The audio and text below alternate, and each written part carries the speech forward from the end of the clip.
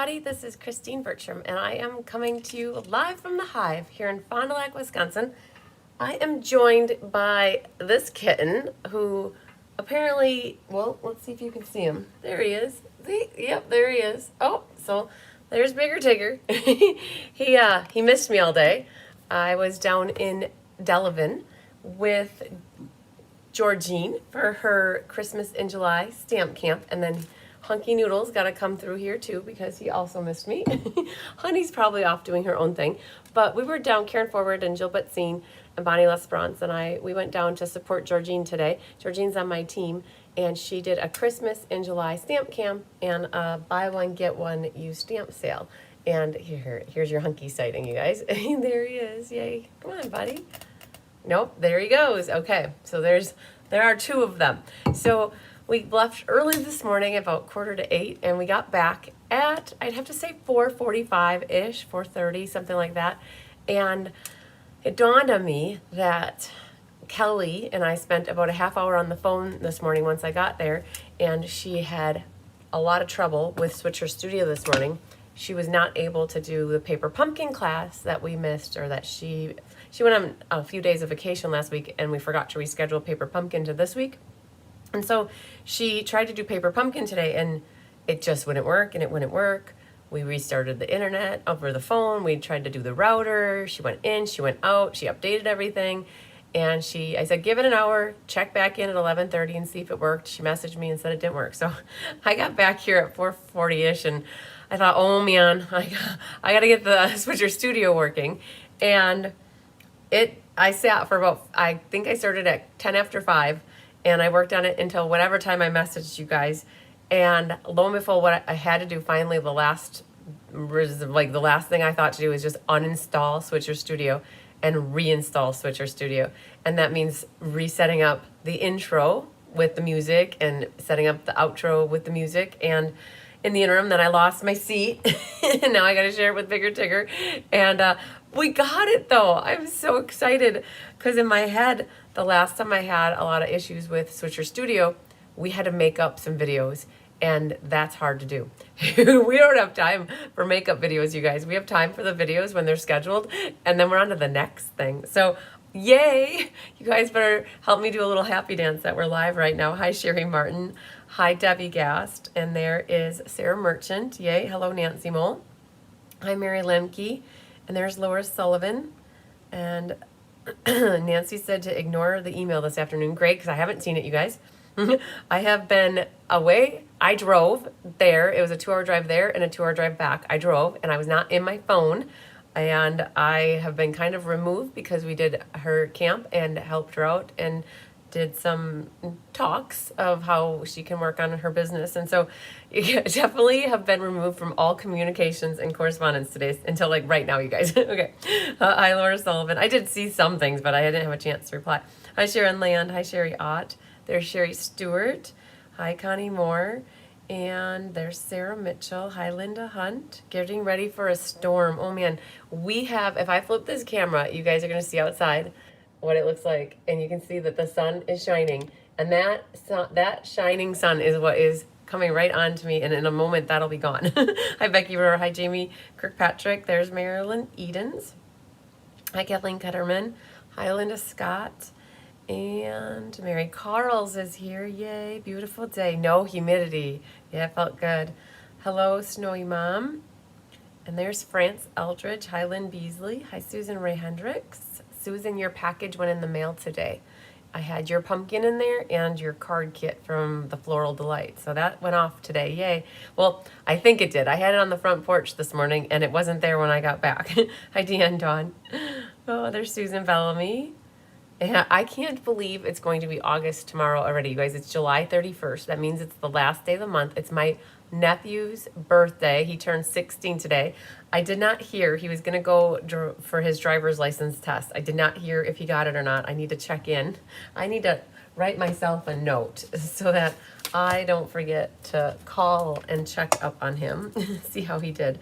All right, to-do list, you guys, writing that down. I have to write things down or I do forget things. And Barbara Gobby's here, yay. And, or is it Honey trying to chew up the paper from the printer? It's always Honey that tries to chew up the paper from the printer. That definitely happens. Hi, Donna Grushki.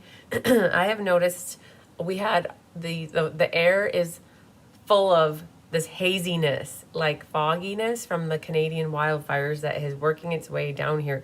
I have had that all day. So pardon me when I do that, you guys. They had to put up with it all day with me. Hi, Faye Godby. And there's Vicki Young. And who else do we have here? Oh, lots of girls said no problem. Hi, Pat Shebischoff. And Jean Schutz here. Hi, Debbie Gast. Did anyone go to Georgine's in Delavan today? Yes. There were 6 of us. It was the 3 that I mentioned, and then there was another gal named Darlene and also a gal named Amy. And so she had 6 in person. I have her projects. I have the projects that I made, and I was going to share them with you guys. And I just talked to Georgine, and she said that she has availability to kit more of this class up. And if anybody is interested, you can reach out to her. Hi, Tonya. Tanya, maybe Tanya. Hi, Tanya. Sorry, Tanya. Hi, Cindy Runtree. Hi, Sharon Rouge. And who else? You guys, so many. Hi, Feline Mays. Hello, Trisha and Mindy Hall. Hi, Jean Terwilliger. There's Christine and Cheryl. Yay. Hi, Eileen. All right, there's Sharon. And it's your birthday. Oh, yeah, Pat Shebischoff. It's your birthday, too. Happy birthday to you from us. And yeah, he's to be 16 and to know everything that you know, right? To have the expertise and the wisdom of the age that you have, but to be 16 again and know what to do with it. Wouldn't that be an amazing thing? Hi, Tyra. Yes. So, all right. Hi, Sherry Johnson. Yeah, that smoky haze. I can feel it in my throat. I really can. It's like it's dry and the frog comes in. So, you guys, I'm going to show you Georgine's projects that we made real quick. We do have an overwhelming class for you tonight. I guess that's what I'm going to say. Diane had 13 people in person on Monday night for this class. And it involved cutting designer series paper. It involved cutting some paper and 5 cards instead of 4. So tonight is going to be a little bit later of a night. I do get that. I made sure I went to the bathroom right before I went live so I didn't have to go pee at all. Oh, I set myself up for success tonight. And it's going to be intense is all I can say. The cards are amazing. Hi, Kathy Showalter. They're going to be amazing. We're going to get through them one by one. We're going to just start picking away at them. But before I do, I will do roll call. And I also want to show you the card projects that we did by Georgine. I have a bigger tigger that is just nestled in right here, and I'm so afraid to move because if I do, I gotta go get the registration book. Oh, what did I have here? I've got a star that must have come off here. Let's see what you're all about. He actually goes, I know exactly where this goes. So I haven't made a sampler in a little while, and so it's really great. She designed a sampler that must go right there. All right, so this was a sampler. This goes into a picture frame. And it was really pretty, really cool with our blue. So this is some of the new product that's going to be launching in the holiday mini catalog. And we got our hands on this back in June. For those people who are those demonstrators who attended Creativity Now, you could buy the designer paper, the glimmer paper, this new bundle. And so Georgine's, it was $30 to do 4 cards and the sampler. It was a great deal. It was free with a $60 order.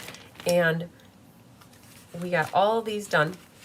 And again, she's got availability if anybody's still interested. You would want to go to her Facebook page. It's called Two Long Dunks and a Stamper. I also shared the event on my Facebook page. So that was one card. And she had all of it all prepped for us so that all we had to do was basically stamp and assemble, which was really cool. So there was one of the cards.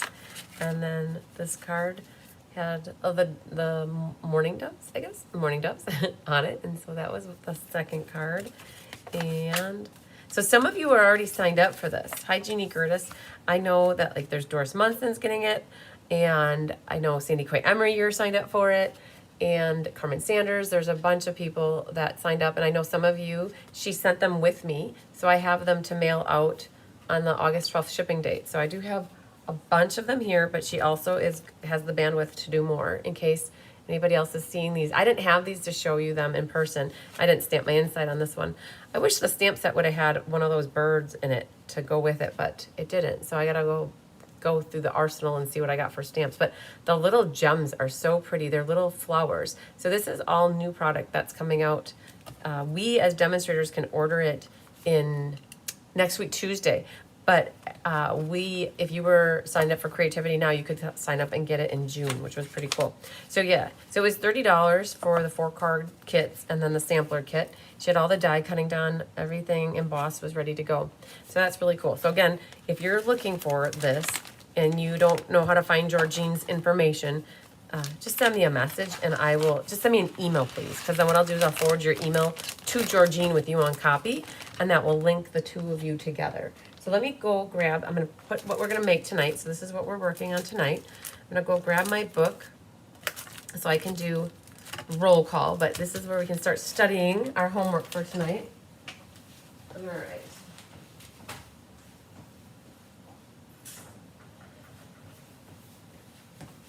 Oh, Tigger didn't even move. That's very nice. Sorry, buddy, if I'm squishing you. Nope, I'm not. Okay. So, you guys, I did work in emails last night after class ended. I worked until, I have to say, 4 a.m. this morning. Don't tell Tyler. But I did work until 4 a.m. this morning trying to get as many emails responded to and getting as many classes published as possible. So, and then I got up at 7. So I got 3 hours of sleep last night. So I'm not as spry as I would normally be, which is okay. I might be a little bit slower, which I think some of you might appreciate that if I take it down a notch and don't talk quite as fast and have as much energy, but that would be why. So I got back to I'd have to say 30 people. I think maybe I was able to process registrations for about 30 people. There are a lot left. So if I didn't get a response to you as of last night, I'll be working on more tonight after class, and I'm also going to work on more tomorrow. And then on Saturday, I'll keep picking away at everything. Okay, so there's no priority of who's in my inbox first. It's basically who's showing up and just knocking out the emails. Okay, so that I did make some progress, but not enough. So Georgine did a great job. I want to order her class. Perfect, Barbara. So I will challenge everybody, if you want to get her class, to look for her first on Facebook. It's 2 long dogs, the number 2 long dogs and a stamper. And she had just posted about this event on her newsfeed. And in that post, you'll find her phone number and her email address. And if you could just reach out directly to her, that would be the best thing. Now, if you've searched and you've already wasted 15 minutes looking for that and you can't find it, by all means, stop spending time and send me an email, and then I'll help link you. It's one of these things that it's not fun to spend time looking and searching for things, but I always love it and appreciate it if everybody tries to do it first. Okay, so yeah, so definitely try. The stuff coming out in the mini is amazing. Yeah, there is a lot coming out in the online exclusive side of things and as well as in the holiday mini catalog. So as demonstrators, Stampin' Up! Did a solid for us. We have a catalog that we can look at, and we have a flyer that we can look at for online exclusives, which is great. It's still 2 documents plus an annual catalog. So Kelly's ultimate goal is going to create a version 3 of the Beekeeper's Guide. And version 3 of the Beekeeper's Guide should be launched and available on the day that the catalog launches and the online exclusives launch to customers.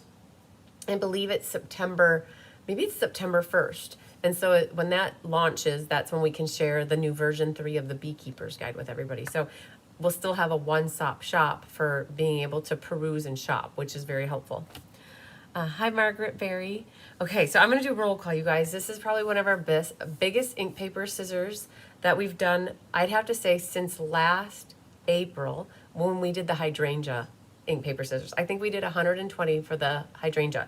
This one, we started off with 88, and early on, back in the beginning of July, I started a wait list. And once I saw there were 8 people on the wait list, then I blinked and there was 20 people on the wait list. So we decided to kit up 32 more back in July, and they're all gone. And I don't have a wait list. They're gone. I fortunately had somebody reach out to me who bought the class back on July 1st that I had missed their sign up, and I caught it today when she emailed me. And so she got my last kit. I did have somebody on the waiting list, but I have to go with somebody who already paid for it back on July 1st because that was a whole month ago. So Maggie, I got you on the list. Yay. All right. So I'm going to do roll call. It's going to be quite the long list, so bear with me while I do this. I like to say thank you to everybody who registered to take this class with me. Without you supporting me by taking my kitted classes, I wouldn't have the business that I have, and I wouldn't do all the YouTube lives that I do. So thank you to those people who purchased kitted classes for me. I greatly appreciate it. The other thing is, this is the time to listen for your name. Well, here's the thing. I sent the email this morning to everybody on my list. So if you received the PDF tutorial this morning, oh, actually, yeah, it was this morning. I sent it around 3 a.m. this morning. If you got the tutorial, you're on the list. So just know that if you don't hear your name because of a commercial or whatever is popping up, or you got sidetracked and somebody called your attention and you weren't listening, as long as you got the email this morning, then you are on my list. Now, Maggie Haroldson, you did not get the email this morning because we just added you to the list about 2 hours ago. Somewhere before I left, I figured it out when I was actually in Delavan. So, all right. What did Nancy say? September 1st is Monday and a holiday. They launch things on Tuesday, so maybe the 2nd. That's probably what it is, Nancy. I'm going to seek Nancy's advice for that and probably say the 2nd. The way that we can find that out is if somebody has access to the PDF of the mini catalog. It says on the back of the catalog what day it launches, and it says what day it ends. So if somebody wants to look that up and we can confirm that, that would be amazing. All right. Again, here's our list. Thank you so much, you guys. I'm going to take a deep breath and we're going to go for this. Mary Jo Stoll, Christina Heiser, Connie Moore, Julie Bierschbach, Francis Rodriguez, Vicky Rodriguez, Sandy Coy Emery, Trisha Fagley, Janice Ormiston, Annette Rollin, Susie Fenlater, Kathy Dolly Nagari, Becky Harding, Julie Bontringer, Linda Grady, Sherry Martin, Feline Mays, Karen Woods, Pat Fleming, Karen Wetstein, Carmen Melendez, Kathleen Ketterman, Faye Godby, Mindy Hall, Mary Novak, Joanne Naples, Jennifer Jones, Sherry Everett, Jeannie Parker, Sherry Stewart, Rita Steffi, Brenda Cottrell, Wendy Kruger, Lisa LaFramboise, Lisa Hedges, Angelique McClendon, Julie Damaris. Okay, Cheryl says September 3rd, everybody. So customers can order from the new mini and the online exclusives that launch in September on the 3rd, okay? So thank you for confirming that. I appreciate it. Look at you girls all rolling in here too. All right, we said Angelique McClendon and Julie Damaris, Karen Stagg, Hope Toy, Debbie Gast, Linda Scott, Karuna, Linda Hunt, Laura Sullivan, Kathy Showalter, Phyllis Oderman, Sarah Merchant, Patty Randolph, Kelly Gibson, Mary Carls, Pat Shee Bischoff, Mary Lemke, Bridget Rowe, Donna Grushke, Stacy Hinton, Leslie McMinn, Glenda Uahara, Uahara maybe, yes, Doris Munson, Ruth Nicholson, Catherine Healy, Gloria Memmer, Kat Langford, Sharon Roosh, Melody Miller, Susan Bellamy, Elaine Peranio, Sharon Land, Kimberly Snow, Lisa Fessing, Karen Cotton, Rose Garibaldi, Nina Barbaric, Sandy Politowitz, Debbie Stone, France Eldridge, Susan Wormley, Lori Baxter, Gwen Petrashek, Linda Hodge, Chris Robinson, Linda Rios, Barbara Godby, Lynn Beasley, Cheryl Thomas, Sharon Davis, Sarah Mitchell, Pauline Driscoll, Nina Germany, Patty Wright, Penny Powell, Carrie White, Sue Spigner, Tammy Steckling, Marilyn Edens, Nedra Dover, Deb Norman, Barbara Rudolph, Yvette Lopez, Hildy Vilches, Joanne Kahn, Debbie Buzzy at Work Schultz, Latokia Trigg, Stacy Tan, Carmen Sanders, Becky Gandolfo, and last but certainly not least is our newest newbie in the community of taking classes with me. Her name is Maggie Haroldson, and she bought the class via Squarespace along with some PDFs and snuck right by me because I thought when she placed her order it was all for PDFs and did not jot down that she wanted this class. So she's last on the list. Maggie, if you're watching tonight, I apologize. I will be calling you personally to let you know what happened. Probably not after class because it'll get late, but I'll try to call you tomorrow and apologize for not catching you originally. So I do have your kit here. I will get it in the mail tomorrow for you. All right. So I apologize for the tardiness on that, but I'm so happy I caught that with you this afternoon, and we're going to get it in the mail for you. And I have one for you. So that's the most important. That is 107 people that were on my list, and Diane had 13 on Monday. Again, that's 120. I think that's our biggest class to date this year, which is pretty awesome. Whew. Yeah, someone is going to have to give me oxygen. And with that, you guys, I'm taking a drink of water. Yeah, after that, that was like quite the list. I can already feel like lightheaded. Laura, you're so right on with the oxygen. Oh, and you guys, a bunch of you are here. And it has the TV tonight. Oh, Mimi's listening on the earbuds. Very good. Okay, take a deep breath, you guys. I know this might be a lot to go through this. There are 5 cards. It was a lot for Diane. I think she was here until 10 o'clock. She started at 6, and the last person left around 10 o'clock on Monday night. It was a lot to do 5 cards, and 3 of them were fun folds. 1 is a technique, and 1 is easy peasy. So we may save that easy peasy one for last, or we might do it first to get warmed up. We're going to find out here in a moment. So those are the 6 cards. You guys, Floral Impressions. Hi, Deb Norman. We're just getting started, so you're all good, girlfriend. All right. This Floral Impressions is the designer series paper. You guys, I still have about 10 of these DSP samplers left, and I'm going to keep showing these off until they're all gone. So, Beautiful Bokeh is the spring catalog DSP sampler, and then Beautiful Botanical Textures was the most current one. And then now we're already starting to take reservations for the fall holiday mini catalog, which is super cool. So Floral Impressions, not to get confused with the Florals in Bloom. This is what we're featuring next month for the Sweet class. Floral Impressions is the ink, paper, scissors. And we had a Stamp-A-Stack, or what did we have? No, we had an order-based class earlier in July that featured Bloom Impressions, okay? So many flowers. All I can think of is just lots of flowers, but you guys like flowers. I love flowers. Flowers are universal. They make for great, pretty cards all the time. And what's really nice about this one is that it's bright and cheerful. When you look at these colors, they're just uplifting and amazing. So this Floral Impressions is a suite that just launched in the online exclusives world. So if you have a catalog, you don't find this in the catalog. You find it in the Beekeeper's Guide that Kelly created for us, but you can't find it in the catalog because you can only see it by shopping online, right? So in this Beekeeper's Guide, we have version 2, which was updated in May. We have all the sweet collections right in the beginning after the color collections. And it consists of designer series paper, the labels. Now, we didn't use these labels. It is way too hard to use labels like this in a class where you're trying to design multiple cards for 120 people. So we didn't opt to use them. The gems, though, what you get in this kit for your goodie bag part of it is you got a pack of the Strawberry Slush gems. You got a roll of the gold ribbon, which actually this ribbon actually launched with the Celebratory Sips.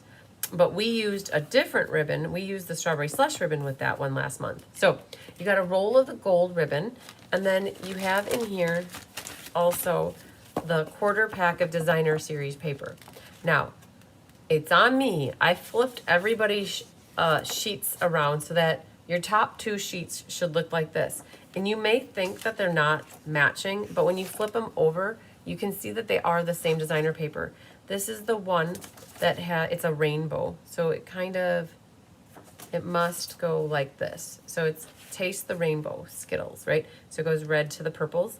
And we made sure, I think I personally made sure that everybody has this set here of the pink and orange yellow flowers and then the purple and blue. After that, though, card for cutting question. Yes, Sherry Stewart, we had an issue with card number 4. There is a typo. We caught it in the proofreading. I will apologize, you guys. I was determined to send the tutorial out before I left this morning. right? I knew I was leaving at 7:45, and Jolene had the PDF in my inbox at 2 a.m., and I think I emailed it out to you at 3 a.m. I said that wrong. She had it in my inbox at 2 a.m., and I emailed it out to everybody at 3 a.m. So I was working in the wee hours of the morning, and I proofread it the best that I could. And Karen Wetstein proofread the document this morning, and she emailed us back. And she said card 4 has a typo on the designer series paper. So you guys hold the phone on cutting right here, this card right here. We have the wrong measurements, and you guys would probably see it because I think it said 5 1/16 tall by 2 and something, which is wrong. It is not that. So just hold tight on that, Sherry. I will definitely talk about that. And in addition to talking about it tonight, I will also update the tutorial. I got back from being down in Delavan, and I spent an hour, and I basically got back, ate some of my mom's amazing chocolate zucchini bread, went to the bathroom, and then I started working on the technology. So I had every intention of updating it before I went live, but I just have to pick and choose what you get done, and there's only so many minutes in an hour. So good, but yeah, you guys get it. So again, there will be an updated tutorial being emailed out to everybody probably before I go to bed tonight, and then just know you can delete the current one and save the correct one. And then for anybody who downloaded it from the Inspiration Hive, just know that there's going to be a new version. So I would at some point just delete it and then go grab the new one by the morning, and we should be good to go. Okay. Hi, Catherine Healy. All right. So again, we are going to be working with this Floral Impressions paper. And so you've got lots of pretty cheerful things to look at right here. There is going to be a little bit left, and there's enough to do envelopes, which is super cool. We have here, we purposely designed them with a way that you would have enough to do your envelope flaps as well, which we like to do. All right, so that's a little bit about what you're using for class tonight, where you can find stuff. And again, if you guys are interested in this DSP sampler, don't hesitate to reach out. It is a great resource tool. All right, so first things first, your golden ticket is important. It has the name of the class, it has the date of the class, and this is important because if you're looking for the replay, you can search YouTube or go to this in chronological order to find this class. You could also go to my events calendar on my website, and I always save the links for the YouTubes, especially for those that are new to me. You might not know that I do this, but when you go to my website, cardsbycrispy.com, wrong thing. When you go to my events calendar and you click on the event, so the ink, paper, scissors, underneath the cover photo, so I call this the cover photo, you can catch the replay for this class on YouTube by clicking here. So if you have the golden ticket with the date of the class right here, July 31st, and you're looking for YouTube, go to my events calendar, get to the date, and then look for the word here that says you can catch the replay here. So for those that are newer to me, you might not know that I do that. The other thing is look in your inbox. We don't necessarily always email the tutorial on the same day the class is, but it's usually, our goal is 4 days prior to class, but lately it's been about a day or two before class, okay? And so that's the golden ticket. And then you're gonna have 5 card kits. There is a thick one here. That thick one is definitely this card right here. So I know that, but we're gonna go through and we're gonna start cutting our designer paper, and we're gonna get that done first. And if there's any cutting of the card itself, like this one right here, when you open this, so cool. When you open this up, there's a bookmark in here. And I think I have a couple of cards here. So if you guys, I've heard that people like it when they hear or see where we get inspiration for cards. I get asked a lot, where do you get inspiration? You guys, when you send me cards in the mail, or when I'm just randomly going through my boxes of cards, I find ideas and I think, oh man, I haven't done this layout yet, or oh man, I haven't done this one for a while, or there's this product that would go really well with it. So it's nice to see where it starts and then how we get to where we got. So I have a card here that is an idea of how we got here. I'll show you guys. I got 2 of them here actually, And let's see if I have a third. Oh, I have 3. I have 4. Oh man, there are 4 ideas here. Okay. I have 4 cards to share with you, and I'm going to show these right away because it's so exciting to see this. So Sarah Simon is an amazing stamper. If you don't watch her, she is from the Appleton area, and she sent me a thank you card that looked like this. And what we did is we cased it. Casing is copying it and sharing it. And so, in giving credit where credit is due, right? So we changed it enough. The general rule, they say, is, this is what I learned when I started stamping how many years ago. If you change at least 3 things on a card, that's good. Like changing 3 things makes it your own. So we always try to change a minimum of 3 things, and we start with a card to get inspiration. We'll sometimes take 2 cards and marry them together too.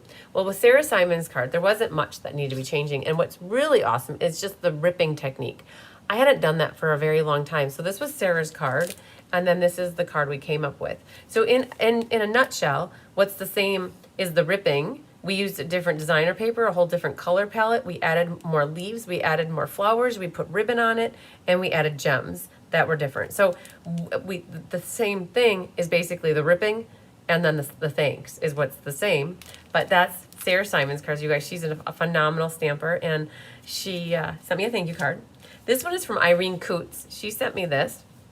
This is, you guys might recognize it. It's from the Daisy Daydream March Paper Pumpkin Kit, and she had a little bookmark in here. So we took her card and we cased the layout to make this card, right? So we generally just took the whole idea, concept of a bookmark that is on the inside of this flap here.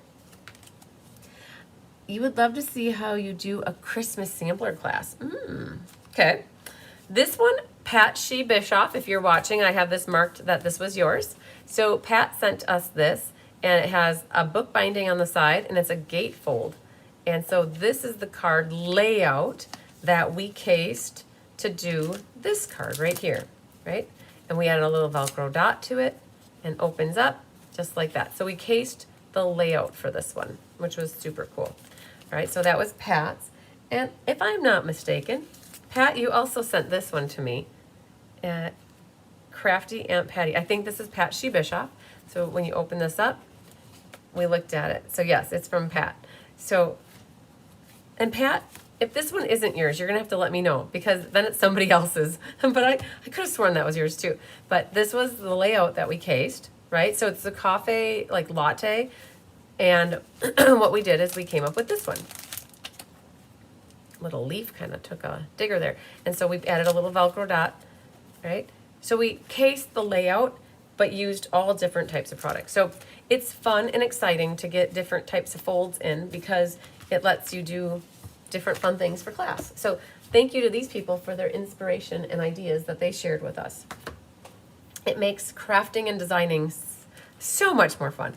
All right, let's start with an easy cut right off the bat, all right? So what I'm gonna do is grab up my trimmer, and we're gonna cut this one on my right first, this guy. He is the easiest peasiest one of them all. So if you did the summer Stampin' Fun in the Sun with me, that was in June. The latte is mine, but the bee themed is not. Oh, I gotta think about who sent me the bee themed. Jean Shoot, are you watching? Yes, Jean, you're watching. Is it possible that this is from Jean Shoot? We didn't keep the envelope with the card. It made it up to my desk upstairs, but I'm wondering if that was Jean Shoot maybe then. Okay, so if you did the Stampin' Fun in the Sun with me, this is kind of like the bonus card from that class. So we did a 4-card with a book, like a envelope book thing that held the 4 cards in envelopes. And that card was a horizontal card. So when we were done designing these 4 cards, we were gonna be done. We weren't gonna do another card. But there was this paper left, and you can't not do a card with all the paper. So just to use up the paper, we kitted up one card for you. So it's this guy right here, and it's the daisy. It looks like sunflowers. It's the green and yellow. It's got the green on the back. And there's 2 ways you can do this one. The way we did the Stampin' Fun in the Sun is we cut it, and then we just put a fold on this side.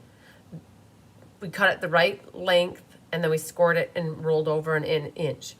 The other option is just to cut off an inch and then glue it on the top. and then you have a cut edge on the side. So in a nutshell, this height is 5 1/16, and the width of this as it stands is 3 13/16. So let's just, well, in all actuality, it's not the same as the Stampin' Up on the Sun, because that one we did roll over. I'm seeing this now. We actually did it all the way to the top here. So, okay. Hi, Sandy Coy, Emery. And Jean said it's not hers. Oh, man. I wonder whose it is. So it's 3 inches and 4 inches. Okay. So here's what we're going to do. We're going to be smart with our paper and not double up stuff. On this one, I have my designer paper going all the way down here, and then we covered it up. We don't need to do that. So what I'm going to do first is I'm going to cut off a 1-inch strip. Okay. And I'll be honest, I don't remember what the tutorial has, but it's a 1-inch strip. And then I'm going to do a 3-inch strip. Okay. This is what I'm going to save for my envelope flap. And now I need the height of 5 1/16 here. And then this one needs to be 5 1/4. I'll have to check. I told Jolene over the phone last night that she could just copy the Stampin' Fun in the Sun information, which works too. But what happens is this 3-inch piece is going to get glued down, and then the 1-inch piece is going to go right next to it, and then the ribbon's going to cover up the seam. By doing it like this, it allowed for us to save 2 inches here to make our envelope flap, which if we look here, that's exactly what we did, is we saved a little bit for the envelope flap. Okay. Now that was a 1-inch strip by 5 1/4 and a 3-inch strip by 5 1/16, and then an envelope flap. And that's it for this one. This one's going to be so easy to put together. What I'm going to do while I'm cutting is I'm going to locate the correct kit right off the bat, and we're going to just set it right with it. So that is, oh, it's not that one. It's not that one. It's the brown one. Oh, Tigger, are you scared, buddy? It's just a motorcycle. It's all right, buddy. They're not coming to get you. Don't worry. All right, so the brown one is, I'm going to tuck that stuff in here and stage that. All right, so that one wasn't so bad. Okay, so this one's not so bad either. Let's do this one next. There's one piece of designer paper here. Now, this is the piece like this, and it doesn't use the yellow side. We did want to use more of the pink. So this is that rainbow pattern here, and it must go like, I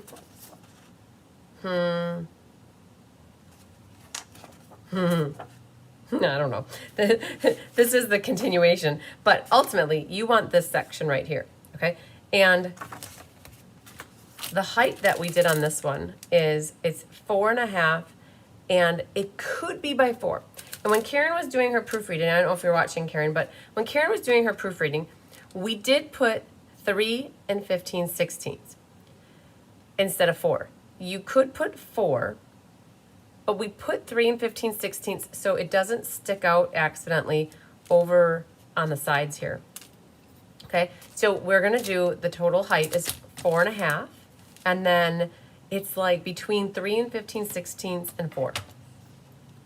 So we're gonna do 3 15/16. Oh, like, you guys are gonna hate it that I'm gonna even say this, but I'm gonna say 1/32.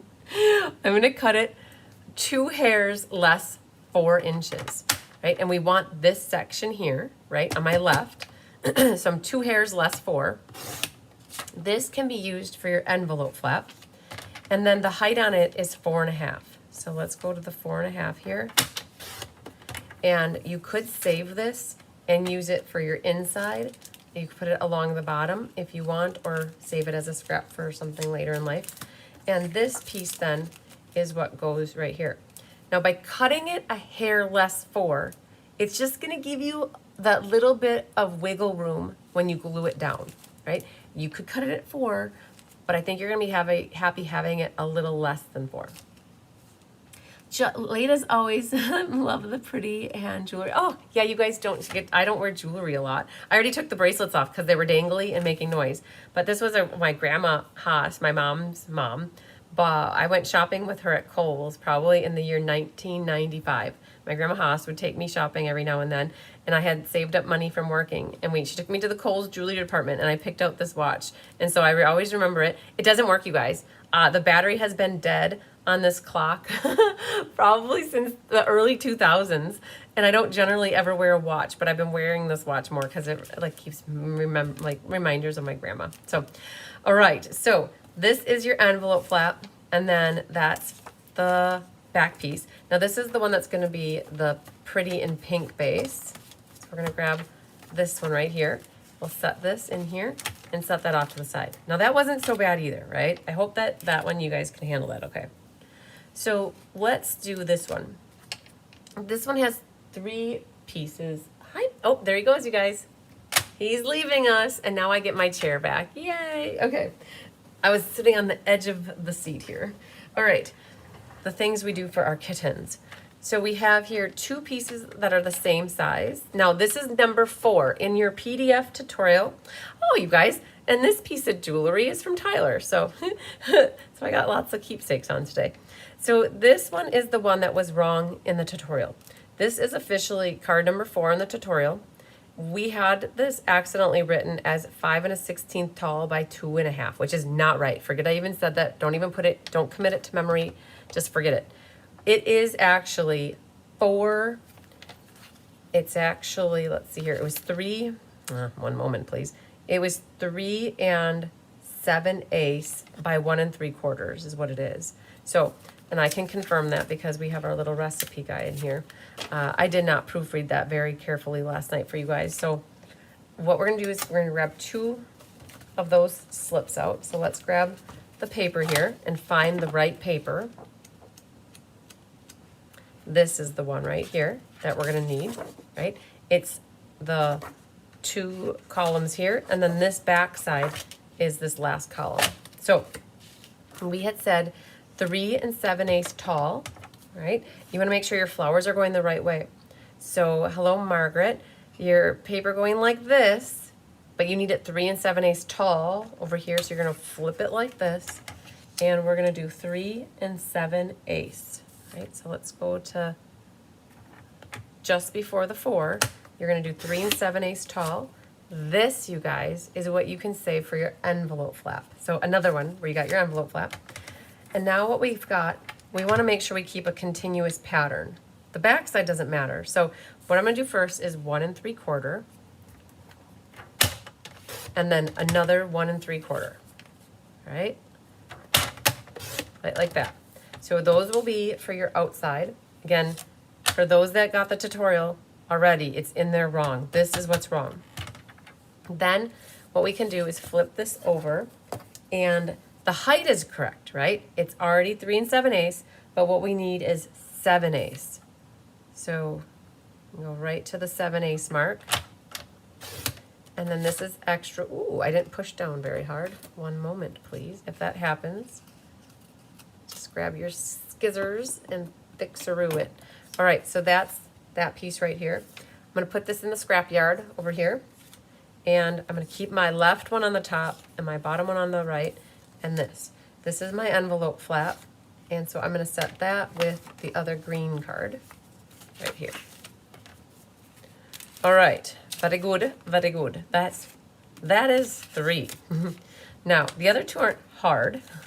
They're just, gotta remember like this one's gonna have a little bit of work to do. Let's do it right off the bat. So this piece of designer series paper is that one right here, right? So we're gonna need a column for there. We're gonna need a column for here, and a column for our bookmark. So we pretty much consume this all up. Hi, Yvonne. Yay, I'm excited that you're here live with us. Awesome. So what we're gonna do, this one, you can see there's a green mat. So that height on this one is actually 5 1/16. This height is 5 1/4. And the bookmark height is actually a little bit less at 4 15/16. So you're like, oh man, they're all different heights. Right? So that's how it works. It's okay. And we don't have to worry about a continuous pattern though. That's the cool thing. So what we're gonna do is we're gonna worry about the outside one. first. We might as well do that one. That is 5 1/16 by 2 1/16. So we'll do our 2 1/16 first. Hi, Ramona from Minnesota. So 2 1/16 first, and then we're going to flip it and do 5 1/16. That is for the outside here. All right, so that's not so bad. Scrapyard over there. Now we have the inside. So the inside, that one, the height on it is 5 1/4, and the width on it is 2 1/4, right? So we need 2 1/4 by 5 1/4. So let's cut this at 2 1/4. I don't know if that's exactly right, but we're gonna find out. It would be too easy if it was. So this was 2 1/4 by 5 1/4. So let's flip this way. Scrapyard for this. This is your piece that's gonna go here. Now you're not done with it. There is one more cut we have to do, and we'll get to that momentarily. So I'm gonna set that there. And then the bookmark. So in the bookmark world here, you have a choice to make. If you want to use this piece, you can. Just know it is not the exact right piece for it. We have another piece we're going to dip into. But if you want to use this, you would just see a little bit more garden green, or you could cut a little bit of the garden green off and make it just a little bit skinnier of a bookmark, right? But what I'm going to do is I'm going to put this piece in the scrapyard. I'm going to dip into my second piece. We don't generally like to dip into the second piece, but we're going to for this one. It's just there's no choice. So for this bookmark, the width of this is 1 13/16, or yeah, 1 and I think it's 1 13/16. Yes, 1 13/16 is correct. So we're going to cut 1 13/16 first, and our height is 4 15/16. Scrapyard for that. So our bookmark here then is not done yet. We still have to nip off the deer dog tag or dog ear, clip the corners, whatever that's called. So that's good though. So that's the designer paper. Now this is what's left. Now, unfortunately, the envelope flap, if we want to do this envelope flap, your flowers are going to be going sideways. So let's look to see here if that's what we did. Nope, we have them going that way. I'm wondering, Diane and I were using bigger pieces of paper, but what could happen here, since you've got some of the freesia going on, you could put this purple for your color. So I am going to cut this other piece at 2 1/4 here. And this goes to the scrapyard. And then this is going to be what I use for my envelope flap. Now, I'm thinking we're going to hold tight on nipping the corners and stuff when we actually work on this card. I think that's when we'll do that. And so we have the envelope flap, and then that's for the inside, outside. Okay, so I'm going to put all the pieces in with this card, and then this is the blackberry that is not as heavy. It's got the green, so I'm just going to set this all together here. We'll come back to that and actually finish off the cutting when it comes time for that card. Then there's this guy. So by the magic of TV, I don't have it done. So these flowers, you guys, are actually from this other piece of designer paper. We've got flowers galore here, and we've got some leaves. Those are what we used for the front bouquet here, right? So you're going to need that piece in a moment. And then you've got of your paper here, this is by far my favorite pattern. This one right here. I love this pattern. I think it's in my top 5 of current patterns at the moment is that one right there. There's just something. Go team blue, go team purple. You're also going to need these pool party patterns. And then I've got 2 sheets extra, right? So just know that those are the 2 sheets extra. This one has a bunch of paper on it. We have the pool party here. This one is the same size as this one. And then we've got this piece, which is also the same size as this. And then we have that guy on the side. So, hi Hope Toy, you must have had the wrong time So coming in late, no problem. We're actually still cutting paper and we got a little bit of a late start because of technology issues. That's how it goes. But we're here and we're doing great. Hi, Debbie Carpenter. Yeah, the paper is so gorgeous. Okay, so with this, we need to cut 2 of the, I'll call them circles. And that one is 5 1/16 by 2 3/16. So let's think. 2 3/16, 2 3/16. I think what we're gonna do, let's see what our envelope flap looks like. Oh, I did that one. Okay. So, but we're gonna cut 2 3/16 first. And then 2 3/16. So this can go to the scrap yard. And now we need them by 5 1/16. That is what goes on the top here. Okay, so we need a second one. So 5 1/16. All right, so those are our pieces that go up here and up here. Now this piece right here, the DSP is 5 1/16 by 3 11/16.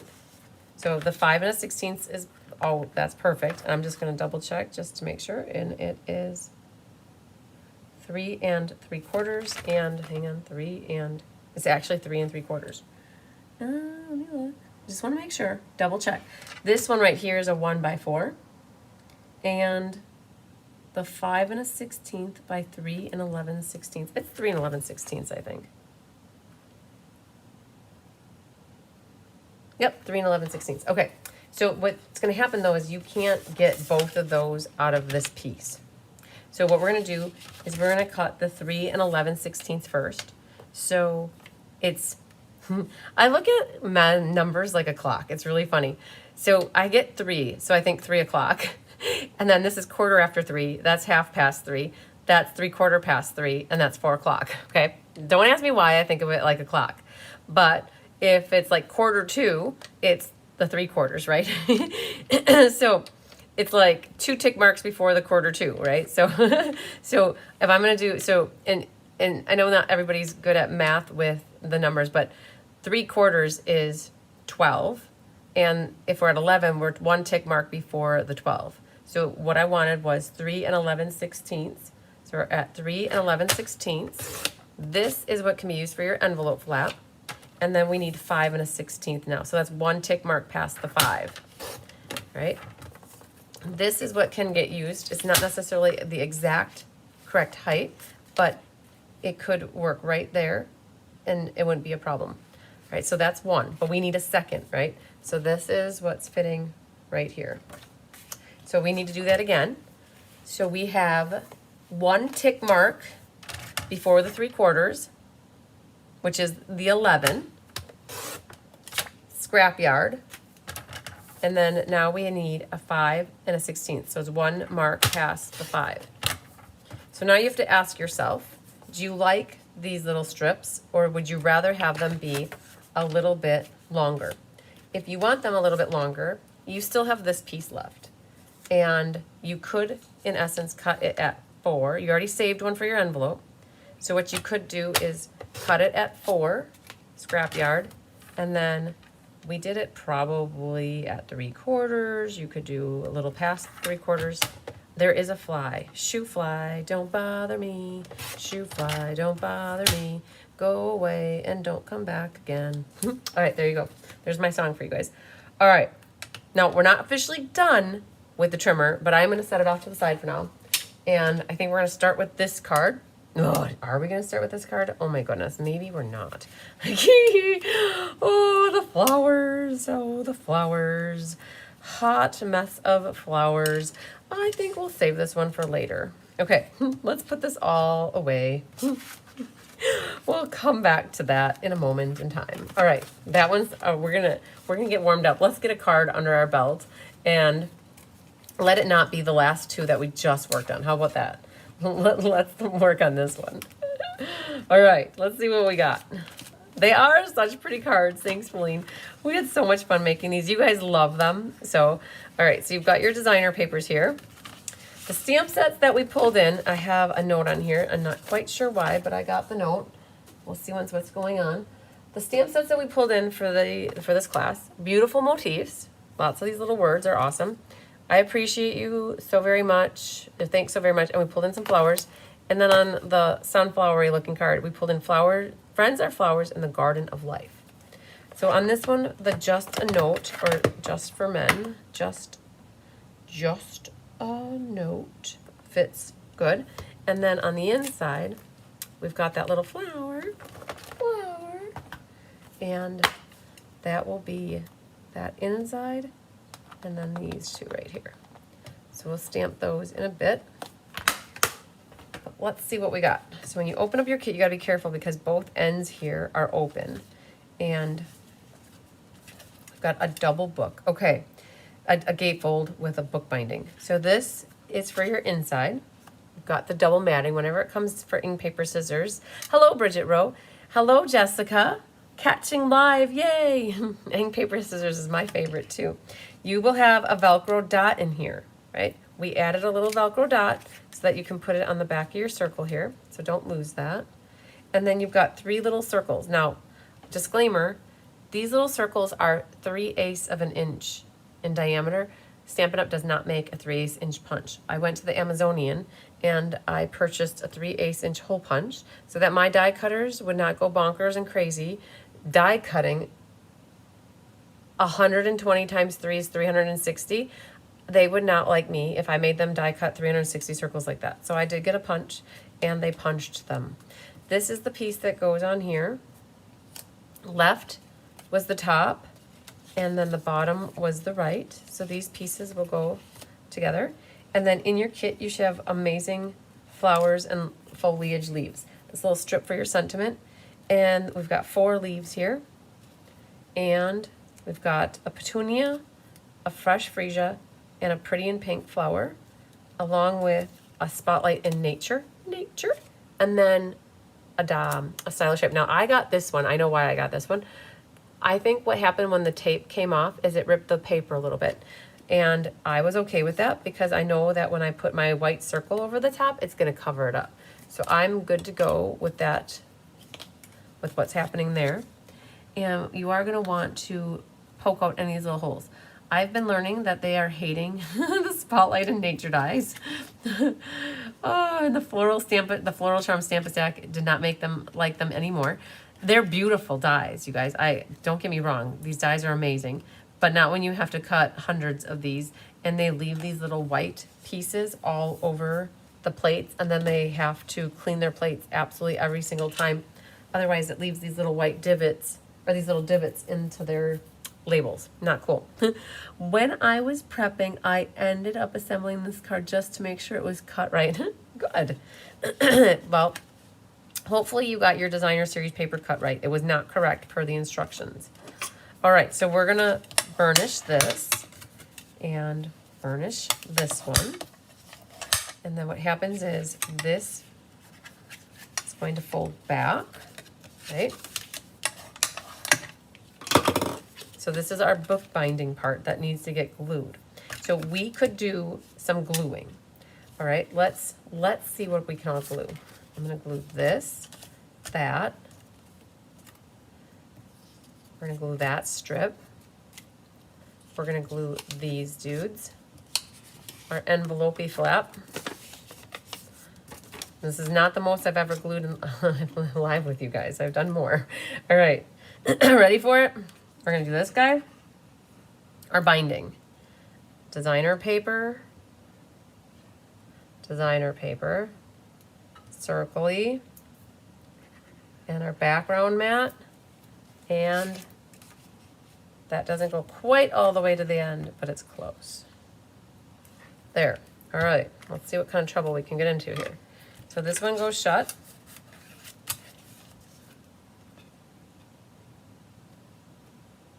That guy goes right in the middle of our circle. You got a little wiggle room to move it around. This one goes in here. Our envelope flap Oops, upside down. One moment, please. Let's do that over. Let's grab that guy. All right, we got our flowers intact. And then on this one, thanks, Sandy. She said, don't forget the thumbs up. I appreciate that, everybody. There's that one. This one.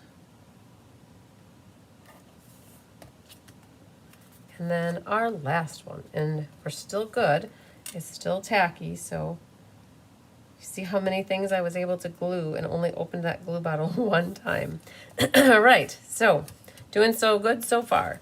This guy, you can grab your scissors. Now, if you don't like to put the designer paper on your envelope flaps, you don't have to. I just love seeing the envelope flap matching. I also love receiving mail when they match. Now, this is not as wide as the envelope flap, so I just gotta kind of shore this up here by cutting a little bit of that sticky part of the envelope off, and no problem. Once you cut that off, no one ever knows that that wasn't there to begin with. So the envelope's done. What we can do now is glue these two down and get those put on our front panels. Right, so this was our left one. And that was the right. Now try to remember when you cut this, if you haven't cut yet, keep that continuous pattern, because if you do, you'll see that it flows nice and smoothly. All right, so you have to be careful here. It is attached on the right side, not the left side. And what I did use for that are dimensionals. And I like to put 2 or 3 of them close to the edge. And then what I'm going to do is follow up with probably 3 of them, or 4, right here, so that when I put that onto the card front, I'll get as close to all the edges that I want to be without going over the edge. And this gets centered, top to bottom, left to right. And you just want to make sure, see there's a little dimensional there. We can just move it over a little bit and it should be fine. The goal is not to have any adhesive right here. But you do have that Velcro dot. So one side is more white and the other side is more clear. So I like, me personally, I like the white to go onto the side that's the back, and then the clear to be on the side that stays down. So when you lift this up, you can see nothing here, and I saw the white there, but this clear one gets hidden in the designer series paper, which is pretty cool. All right, so we got that so far. Then I've got to grab some tear and tape and have 2 of them that are going to be waiting in the wings, and 2 are going to go near the, oh, that came right off. Near, oh, stuck right to my finger. All right, so you've got this gold ribbon that we're going to use. You guys should have it in your goodie bag. And you need enough to have your tail. Hi, Jane Beal. You have enough here to wrap around. You don't wrap it around, you just secure your tails where the tear and tape is. And then do your tear and tape sandwich. And that will help squish the ends of the ribbon. And then I'll use liquid glue, 42, for the rest. Now, I do think there's direction to this. I like the little fingers pointing up. Now that will go right onto that binding part right there. Now you're going to need a little more ribbon. Now yours will be on the roll. I had mine wound up, but you're going to need maybe about 4 inches, something like that. And what I like to do is put it underneath here. Like that. And then you're going to tie an overhand knot. And I have it up, so the equator's here, the middle, so north of the equator. So it does make it look like it's wrapped around and tied, but it's not. All right, so grab your ribbon scissors. You can trim your tails. The gold is very pretty on the side. Now we've got flowers and a note, just a note. And the note is in the color Pretty in Pink or Strawberry Slush. I think I'll go with Strawberry Slush. It's gonna be just a little bit darker than Pretty in Pink, but you could do it lighter if you wanted. And we've got Totes My Goats here, just a note. Now your strip is longer than what it's gonna need to be, and that's okay. You're gonna trim the ends anyways. So we're gonna put that right there. That looks fine. And what do we have on the inside? Flower on our white piece here. So for this, it's called two-step stamping. You're gonna stamp one stamp, the solid stamp, at second strength. So you stamp off and do second strength. And then what you'll do with the more detailed one is you'll do that at first strength. Then they're supposed to line up over the top of each other. How it works, that's always a $1 million question. And I'll be honest with you. So this is doing the second strength first and then the first. It's really hard to see over the top of this to actually figure out where it goes. So I'm gonna just guess. Okay, so I just guessed. Now, here's another way to do this. Hi, Sue Esworthy. I'm gonna do the dark one first, right? And then let's try the second strength. And that's easier to see, I'll be honest with you. I can see where the outline and the solid meet up. So choose whatever works best for you. That's it for the pink. And then we need a little Daffodil Delight. They call me Mellow Yellow. And we're gonna put a little circly right in the middle. And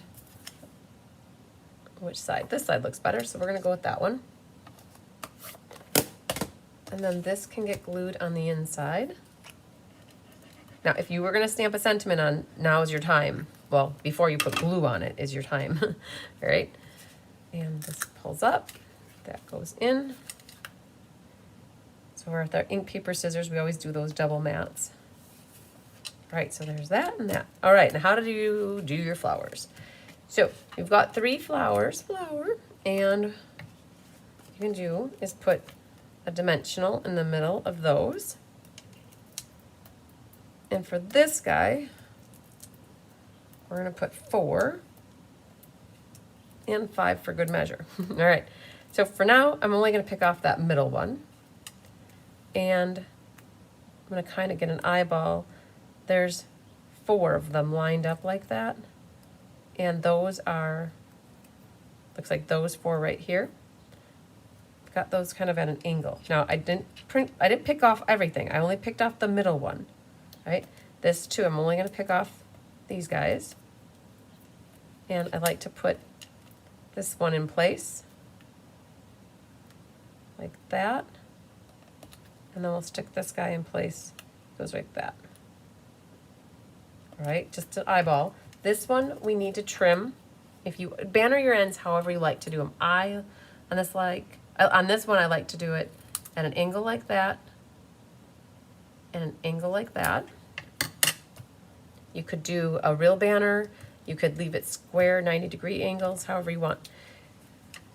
So how this works, this one's actually double stuff Oreo on this side, so like double high, and then that is regular height. So because this pink is already popped up, what I'm gonna do is flat here, and I'm gonna do a double stuff Oreo on that side. So we got double the cream filling over there. All right, so there's 1, and there's 2. And then what we can do is grab the liquid glue on this side. And the reason I did too high on that side is because the circle was popped up and my flowers popped up. So to keep my sentiment strip height even, I gotta do 2 on that right side. Okay, so this is gonna go right about here, like that. All right, now the leaves, okay? I don't get ahead of myself. I just don't know where the leaves are gonna go. And I'm gonna tuck you in just a little bit more. So for these leaves, we're gonna stage them with mini glue dots. Mini glue dots or mini glue dots? Yeah, let's do it. Okay, so at the base of each of these leaves, I'm gonna put a mini glue dot. Okay, so that's gonna help it stick underneath the flower. And then we're also going to put a dimensional And I think I'll use the black dimensionals because they'll get hidden better. So let's just stage these all here. And, all right. So those all have the glue dots on the tips of them towards the middle. And what I'm going to do now is put a black dimensional, because you won't see the black as much as you would see the white, I think. Just like that. And then this one. All right, so let's pick these off now. Hello, Karen Wetstein. All right, so I've got what, so with these leaves, I'd be wet. No, there are 4 leaves in this die set. 2 that go one way and 2 that go another way. We didn't pay very close particular attention when we were kitting them up. We just made sure you had 4 leaves, all right? So we weren't too overly picky with the leaves. So this one's gonna come up like that. And this one's gonna go out like this. This one's gonna come up like that. Now this one up here is going this way. Well, this guy's going that way. It's all right. And this guy's gonna sneak in right like that and fill in that open area. All right, so that's good. To me, this is still okay from a floral arranger because we got 1 here, 1 there, and 1 there, even that's 2. But what's happening is now I've got it staged, but I still have some dimensional backs behind here that I might want to pick off. So that's where you can now like gently pick this up and you can pull your dimensional backs out. I do this a lot with my floral arrangings of the flowers, and it helps me to stage stuff and then tuck my leaves in and put them to bed good. All right, there's probably a couple down there, but I'm not gonna overly concern myself with it. And the thing that I am gonna do though is grab 1 more dimensional, and on the side here, we're going to put 1 because it's not sticking very good, so that will help shore that up. So all this stuff is pretty solid now. And then in the middles of our flowers, we're gonna put a dot of glue, dot, dot, not a lot. Grab that putty end of your tool here. You can pick up your circle and put that right in the middle. Hi, Sharon Davis. Like that. Like that. Voila. Okay, now Gemsies. I've got these strawberry, they're petal pink and strawberry slush, petal pink. No, they're pretty in pink and clear and strawberry slush. So there's 2 different pinks and the clear ones. What we did in the middle of our yellow centers, we put the big ones that are clear here, right? And then they're hard to see, but there's a pink, and a pink. So I like to use up these kind of ones too, that they're just randomly floating around and it's not very sticky. So if you get a gem like that and you don't want to waste it, what you could do is just put a little dot of liquid glue down and put your gem right into it, and that will help secure it. Then we're going to grab a big one here and another big one. We'll put it right in, let's put it right in the middle of the flower. I didn't do it over there right in the middle of the flower, but I'm just curious if it looks good. Let's do it right there. All right, perfect. So I know it's already 7:30, and so normally what I would do is Stella, but I think I'm going to skip Stella-ing on all these cards, and at some point in the future, I'll work on Stella-ing them, but we've got 4 more cards to make, you guys, and we got a little bit of cutting, so just to be cognizant of the time, I'm going to call this one good. I think that shows you exactly how to put that one together. It's super cool having that little Velcro dot that helps hold it shut, and we've got a pretty little card here that could go for any occasion. And I think that we've got a matchy-matchy envelope here, which is super cool. I think that we're good to go.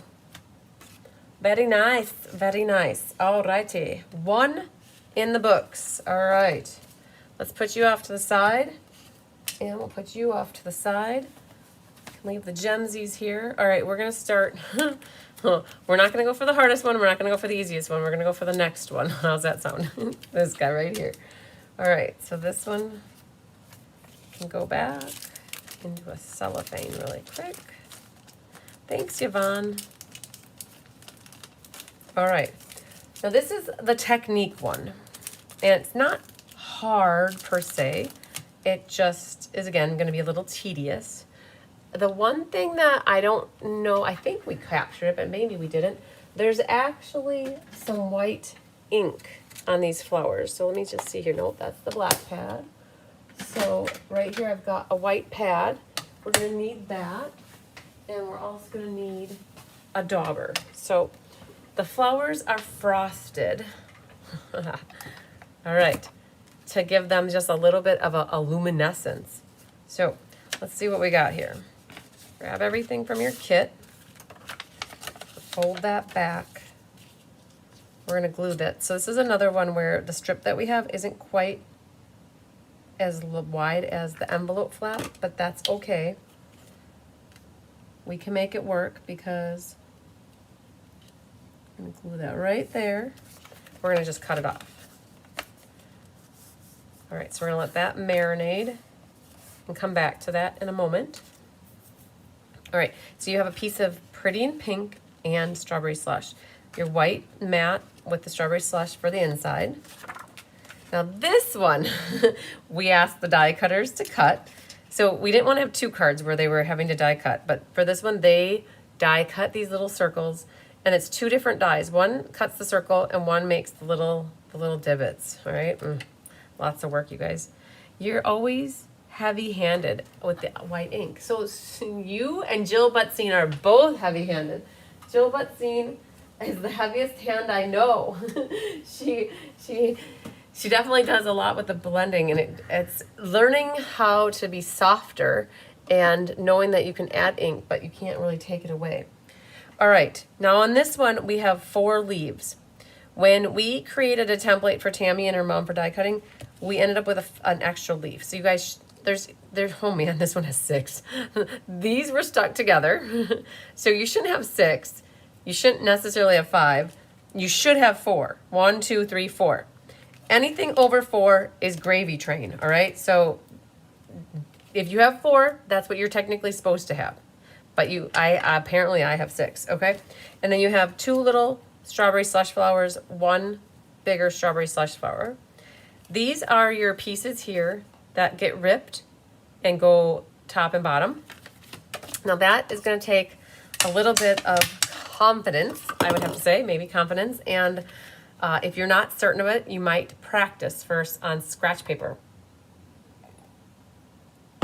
So you have these 2 that are 4 inches wide. The Pretty in Pink is 1/8 of an inch and 1/8 of an inch shorter. So what's going to happen is you're going to center these, okay?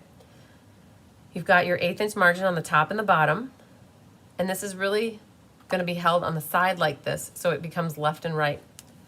I am doing it this way because I want to rip it, and I can't rip it when I'm holding it this way, so I have to hold it this way. I would suggest not taping it. I would suggest practicing with copy paper or cardstock that you don't care about. If you're uncertain, don't use this, right? I think in class on Monday night, Diane did this for everybody but one person, and that one person did not succeed. and sadly, then we had to, I think she cut another piece of paper for them, or 2 pieces of paper. So what we're doing, and Jolene has a picture of this, you guys, in the tutorial. So in the tutorial that I sent this morning to everybody, it will be in the email. Let's just see here. I sent it. Hang on. All the emails. One moment, please. All the emails. And I bet I put it into the folder already. Color Club. Oh, maybe I didn't. Okay. Let's just see here. There's so many emails, and I'll see if I can find it really quick. I want to show you guys the template that Jolene drew, or she put a template in here, which is super cool.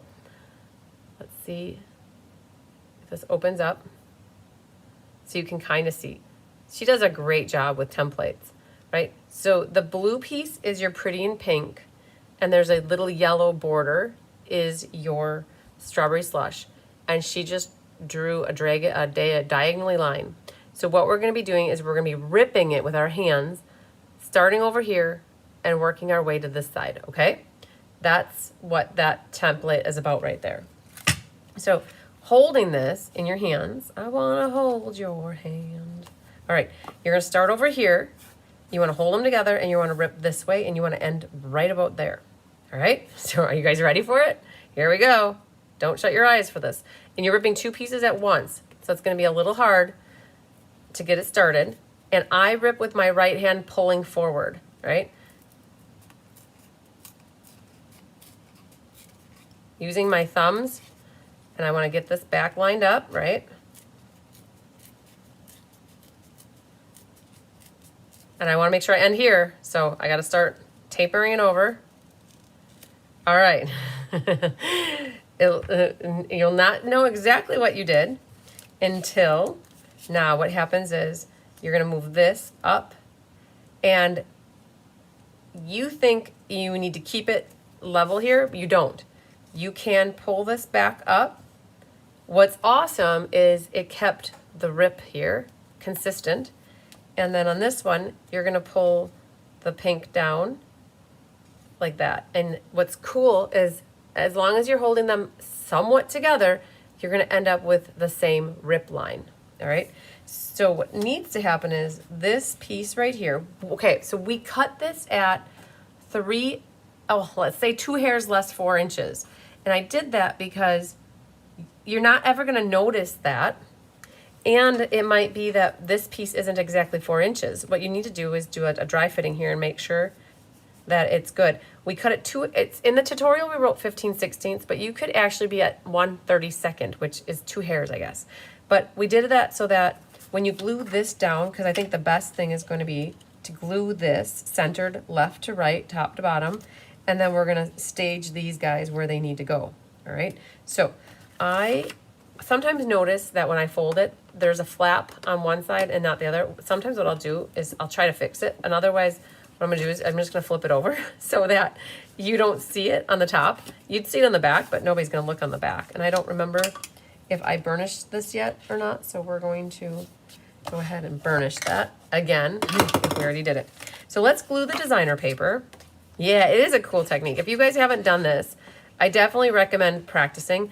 I don't believe that Diane and I went straight for paper right off the bat, the cardstock. We didn't go for the good stuff. We went for the rails. So we went for the rail mixer, not the good top shelf. We practice with copy paper. I would highly recommend trying it with copy paper. And remember, you have your margin on the sides, you rip in the middle, and then you're going to spread it out. So you have here, making sure that you have this equidistant on both sides. That's important. Now, for these, ultimately what happens is this one's going to be flat, this one's going to be popped up. But I don't know where this is going to go here. So I don't want to take any chance on getting it incorrect. What I do know is this, I want to have a border like that, something like that, right? And the same with that. I do want this top one popped up. I'm going to flip this over and I'm going to pop this up with some dimensionals.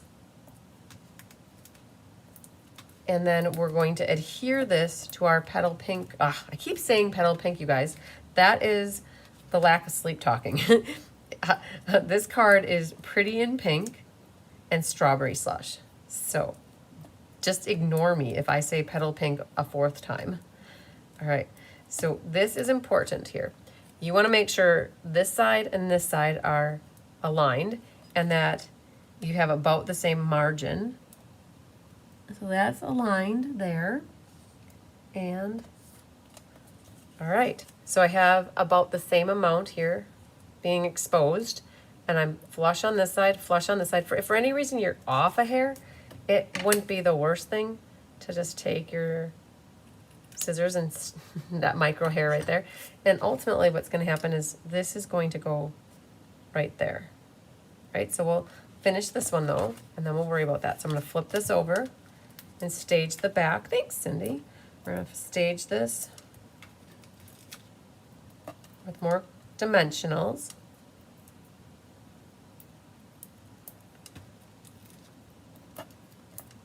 Oh, one more for good measure right there. All right. Perfect. Same thing. You want the straight edges to be flush. Don't worry about the bottom at all, right? Get whatever strawberry slush margin you want to see, like that. So that I was trying to keep that the same.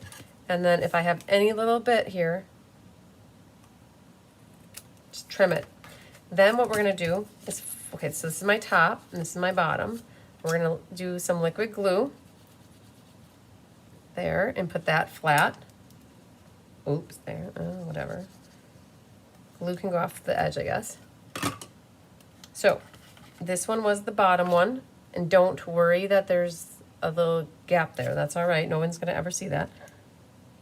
This goes here. You wanna make sure you're covering up that DSP, and that's why we did that DSP a hair less for, so that you've got a little wiggle room to work with then. You're going up and trying to give yourself that 1/8 inch margin all the way around.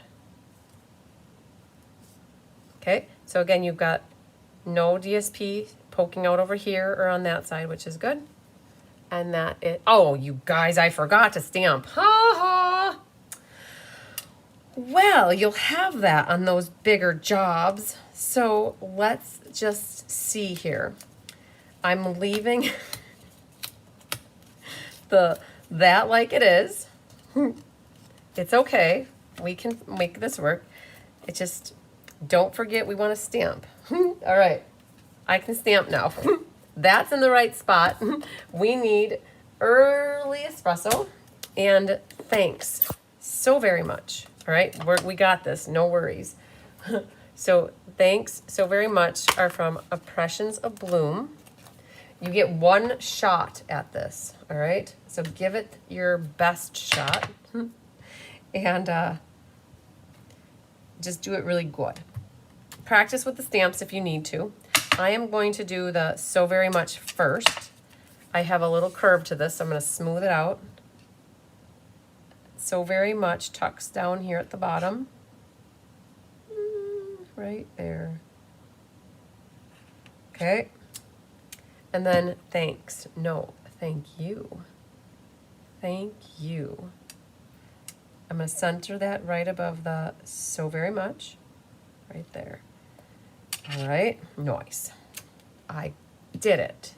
And then I appreciate you and a big flower in there. Okay. As long as we've got the brown ink open, let's do our I appreciate you. Comes from this set as well. Whoa, let's throw it around like we just don't care. And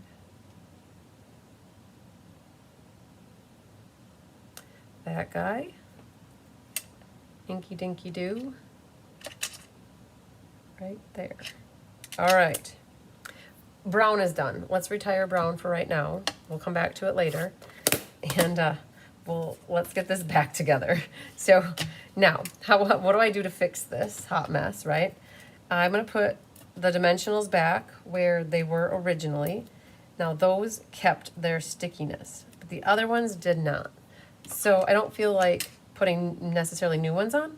So what I'm going to do is put little dots of liquid glue right over the top of them to help secure them. There, that's sticky. All right, I have to flip this back on here. You have to line it up again. Now, the important thing is the bottom edge, right? So we want to make sure we're short up on that side, short up on that side.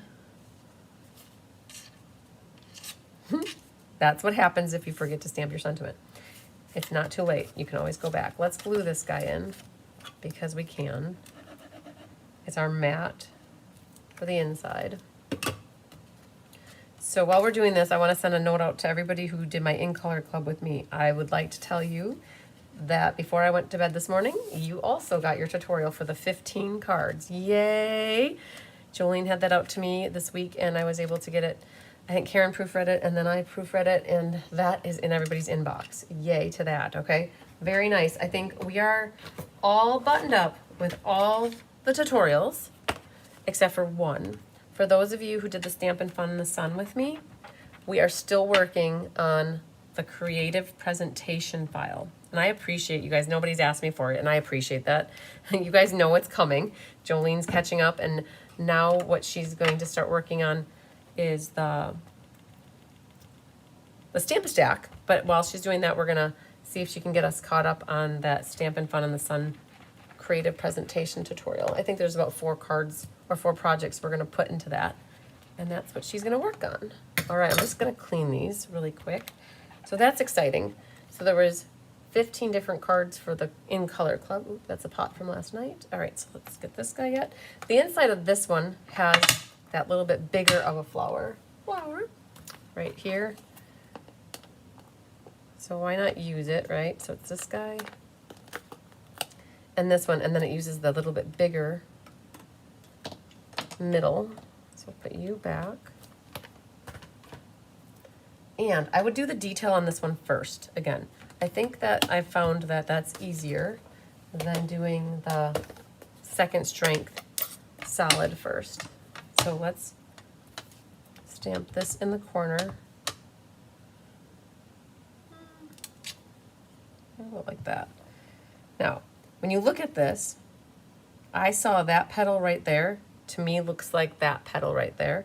So when you set this on there, if I keep the stamp like this, that should help me. If it doesn't want to stick together. So that one right there to me is that. And what we're going to do is keep it, put that at the top, stamp off, and then we could line this. Oh yeah, that's so much easier than doing it the other way. That was perfect. That fit in there perfectly. I love it. Now we have the middle in yellow. Nancy said, I couldn't find it in the Inspiration Hive. It's at the top. It's the very first one. So there's our middle on the yellow. Are you going to do something with Sunrise Sailing? I did, Nancy. I used Sunrise Sailing in the May monthly class of this year. So if you go down a bit in the Inspiration Hive, I don't think I put leaves on there. You could stamp some leaves coming out there. There are some cool leaves in here. If you so desire, there's a leaf right there, and you could stamp a few leaves on it if you want. I'm going to skip it. Nancy, so in the Inspiration Hive, the first group is ink, paper, scissors, and the first one in there. Now, unless I didn't hit save, but I could have sworn I hit save. So the Inspiration Hive, you guys, is my repository of all of my tutorials since, let's say, March of 2020. And when you go into it, it allows you to see all of them. Let's see, how do I get to it? So Inspiration Hive, I want to view, there it is. It's right there, Nancy. It's the very first one, right there. So hopefully you see it. It's so like we had Celebratory Sips last month. It's the very, like it's literally at the top. It's the very first tutorial. And if you're looking for the monthly ones, you guys, these are all tutorials. And if you're looking for the one where I did Sunrise Sailing, so I have ink, paper, scissors, I have sweet classes, and then we also have Let's Just Stamp. And then after Let's Just Stamp, I have the monthly classes. So monthly for May. So Nancy, you can see right here, there's a sailboat card right there. So we did that one in the May of 2025. So hopefully you find that, because if I see it, I don't know why you wouldn't see it. So hopefully you can pull that up and find it. All right, this card is your favorite, yay. All right, so we're gonna glue this in the inside with our double matte. Strawberry, who would have ever thought to put strawberry slush with pretty in pink, right? Oh, move you over just a hair. All right, boom, that's that. Now, these 3 flowers, gotta say it, you guys, it's my Bambi. It's probably one of the things I remember of the Bambi movie as a child. I was talking to Kathy Showalter and Andy Acquisto this past weekend, and they said, you know, a lot of 90s references. I'm like, yeah, that's because I did watch a little TV in the 90s, but I haven't had a TV for probably 15 years, so I don't know anything new. All right, so you gotta get your white ink pad out, and what we're gonna do is lightly sponge around. So right now, you can see that it's strawberry slush, and what the white ink pad does is it illuminates around the edges, and it softens them. It just gives it a little bit different of a look. You could do a lot, and you could do a little. Just remember, if you start out with a lighter hand, you can always add, but you can't take away. All right. There's that. Perfect. Okay, that's it for that. Now, we do have a little bit of ribbon action going on. Ribbit. And how we're going to do that is this flower right here. I think this was an afterthought for us, and we snuck it in here. What we're going to do is grab a couple. Your cards make me happy. Yay! That's good. They should make you smile. All right. I'm going to put the tear and tape up here, and we're going to do a loop, a tail, a tail. So again, if you ever have the tear and tape just hanging off over the edge, just roll it right back. It'll be okay. So we're going to do, so there's this odd duck here, and then there's the 3. I'm starting at this 2 away from the odd duck. He's the odd duck. Only because he's like off in Never Never Land over there, but not really. And I'm doing this backwards, so I'm going to do a loop, and then bring it back and make a loop, right? And then bring it out like this, and you can trim your tail. I think I'll go like that. And then we're going to cover this and hold it down with the tear and tape. And we need to put a little bit more tear and tape right there. And we need another tail. So we have a loop, a tail, and a tail. And this tail can come out like that, I guess. And then cut that off. And then I've got this little insy bincy little bit here stuck on my finger, and we can put that right there to help what's upside down. So let's put it that way. All right. So that's what I've got for a loop, a tail, tail. Now this mine, I need more because it's not going to stay pretty good. I'm just going to do a little bit like that. Okay. So we got loop, loop, tail, tail. For this, we're going to grab the dimensionals again, and we're going to do that same concept where I'm going to put one in the middle and not pick it off. I'm sorry, pick it off in the middle, and then we'll figure out what's going on with the rest of this stuff in a moment. We're going to put one in the middle here, and I got one in the middle here. So this one's easy. He's hanging out over here, like that. For now, we're going to just take the one off here, and so it's sticking in the middle, and he's got his action just like that. And then this guy overlaps slightly onto this one, and let's see how we want to tuck this. We're going to swing it. So one of the petals is kind of getting covered up, so we're going to go like that for now. All right, so we're just staging that. The leaves were, so I have 6. I don't necessarily, so what you really want is 1 here, 2 come out here, and 1 here. Now, if you have a 5th leaf for some reason, we're going to put it down on this one. So I'm going to pretend I only got 5 because you probably most likely got 5. And I love your loops, loops. Good. Yay. So we're going to stage these again, our leaves. We're going to put them on the glue dot roll so that they're staged. And then what we can do is pick these off. If you pick them off and try not to touch the mini glue dot, you'll be happier with yourself. They're not going to stick to your fingers then, right? And I am going to go back to the black dimensionals because you won't see them as easy through. And so we're going to stage these, and then we're going to tuck them in. Tuck them into bed. So let's pick that off. That one, Oh, well, we're going to get rid of him right away. I'm going to have this guy is going to come up like that. This one comes out like that. This guy can come down like that. And then we got 2 left here, which we'll save. We'll have one come out. You know, I don't like to cover up too much of the tear because that's what's so cool about it. So we're going to just maybe go like that. All right, very good. All right, I like the placement of that. I can work with that. So what's happening though is like the pink is popped up, this is flat, so we're getting our flowers slightly angled weird. So I don't have those dimensional backs picked off, and I don't have any on this one.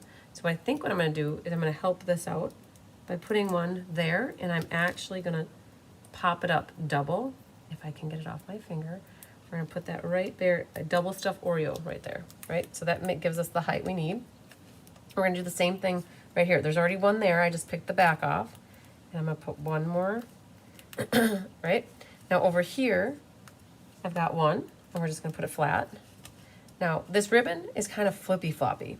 So what I'm going to do is actually, let's pick the tear and tape off. So then we put that down. It should help provide some security. I have a tail that's doing like this, right? When you have the hair that goes like that, that's what this bow is doing. It's like going off to the side. You need to show it who's boss. So grab a glue dot, and we're gonna tuck it right back underneath here. And so when you set that down, it's going to go flat right where I want it. Now my leaves are good. This one's a little flippy floppy, so we need to help him out. Let's give him some support. Put a little dimensional right there. He's much better. I get them exactly where I want them, and then I shore them up and make sure that they're not going to fly out later in life. Right? That's good. That's good. He could have a little help over here. We'll just put one right there. There. All right. Now our centers. You've got one big and then 2 smalls. Just put little dots of liquid glue. You got your hokey pokey tool. You can pick those up and you could put them down right in the centers. Nice. And then we got gems galore. You got a whole pack, so you might as well use a lot, right? So we put a big clearish one in the center of the small flower, and then we put 3 of them in the center of the yellow bigger die cut middle. And then I've got pink ones, the darker pinks, a big and a small right there. And let's do a small one there. And if you don't like the way something's placed, you could potentially very carefully pick it up and adjust. So I don't know if you guys like one better than the other, but that one I put going that way, and those I put going that way, and you could do whatever you want. You could even add some up there if you want. Stella, however you want. Hi, Dot Gardner. But let's call that one good. I think that I kind of showed you for the most part how to put that together, and it came together very nicely. All right, very good. All right, so we got 2 of the medium ones done. We didn't finish our envelope though, so let's do that really quick. And then, so you just do your sides, right? And then do the side, and then I come back, flip it over, and I'm going to cut off the white part that is little, and you still have plenty of stickum right there. And we have our matching envelope. Super cool. All right, now I can say we're officially done with the second one. All right, let's go to, oh man, I feel bad for Diane. She had such a hard class. All right, let's do the bookmark. Let's do the bookmark. All right, let's knock it out. Let's knock it out of the ballpark, okay? So this one's an amazing card. It's just simply amazing. You've got, and I've got a Post-it note, so I've got something crazy going on with mine. Not quite certain what, but we'll figure it out. All right, this envelope flap, I believe was this guy, and we're gonna go like that. So we'll come back and glue that momentarily. So this was the bookmark for here. You've got that as the bookmark, that's for our inside, and this is for our outside here. All right, boho blue is retired, but it matches it perfectly. Gotta say, we had some scraps left over and we utilized them. And this is your scrap for your sentiment strip, right? So no worries there. You have 2 score marks. So what you're gonna do is burnish it. Now, we talk about hairs a lot. There's a score line here, and when you fold this in, you can burnish it. But what's gonna happen is it's gonna go right to that score line and it's gonna buckle a little bit, and you don't want the buckling. So this is where the hairs come in. You need to trim off a hair. So a minor hair, a big hair, something. Something needs to come off of this panel here. And I don't know if Jolene wrote that in an instruction. This is more of when you start to assemble, and if you don't get it, and you gotta be careful. If you cut off too little, it's gonna fray. So I'm trying to do just enough. This is what I'm talking about. Like, I don't know if you guys can see this. That's how much I'm talking about. When you cut that little bit off and you test this now it's not gonna get caught. Oh, it could even have stood to do a little bit more. So that was a hair, and now we're gonna do another hair. So just know you're gonna want just, and there, see, this is exactly what happens when you only cut a little bit off, it makes hairs. So if you guys have a guillotine, I have a guillotine right here. That always works amazing too. You don't get that fraying so much. So there's my little bit of hair coming off. And now when I fold this in, it folds flat because it's not being pushed into the corner or to the crevasse too much there. All right, so that's fixed, right? That's just a shoring up of things. What needs to happen though is this corner needs to get notched off. So what we're gonna do is we need a pencil, which we have a green one, and we don't want a green one. Mikey doesn't like green pencils. Let's see here. I have this one. I think this will work. So on this garden green, this blackberry, what we need to do is, so it's scored at, it was scored here at 4 1/4 and 6 3/4. What we need to do is put a tick mark hang on, I want to read it. I'm trying to read Diane's notes.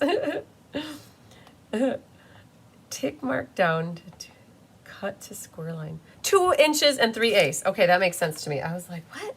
2 inches and 3/8. So what we're doing here, this corner is what needs to get cut off, right?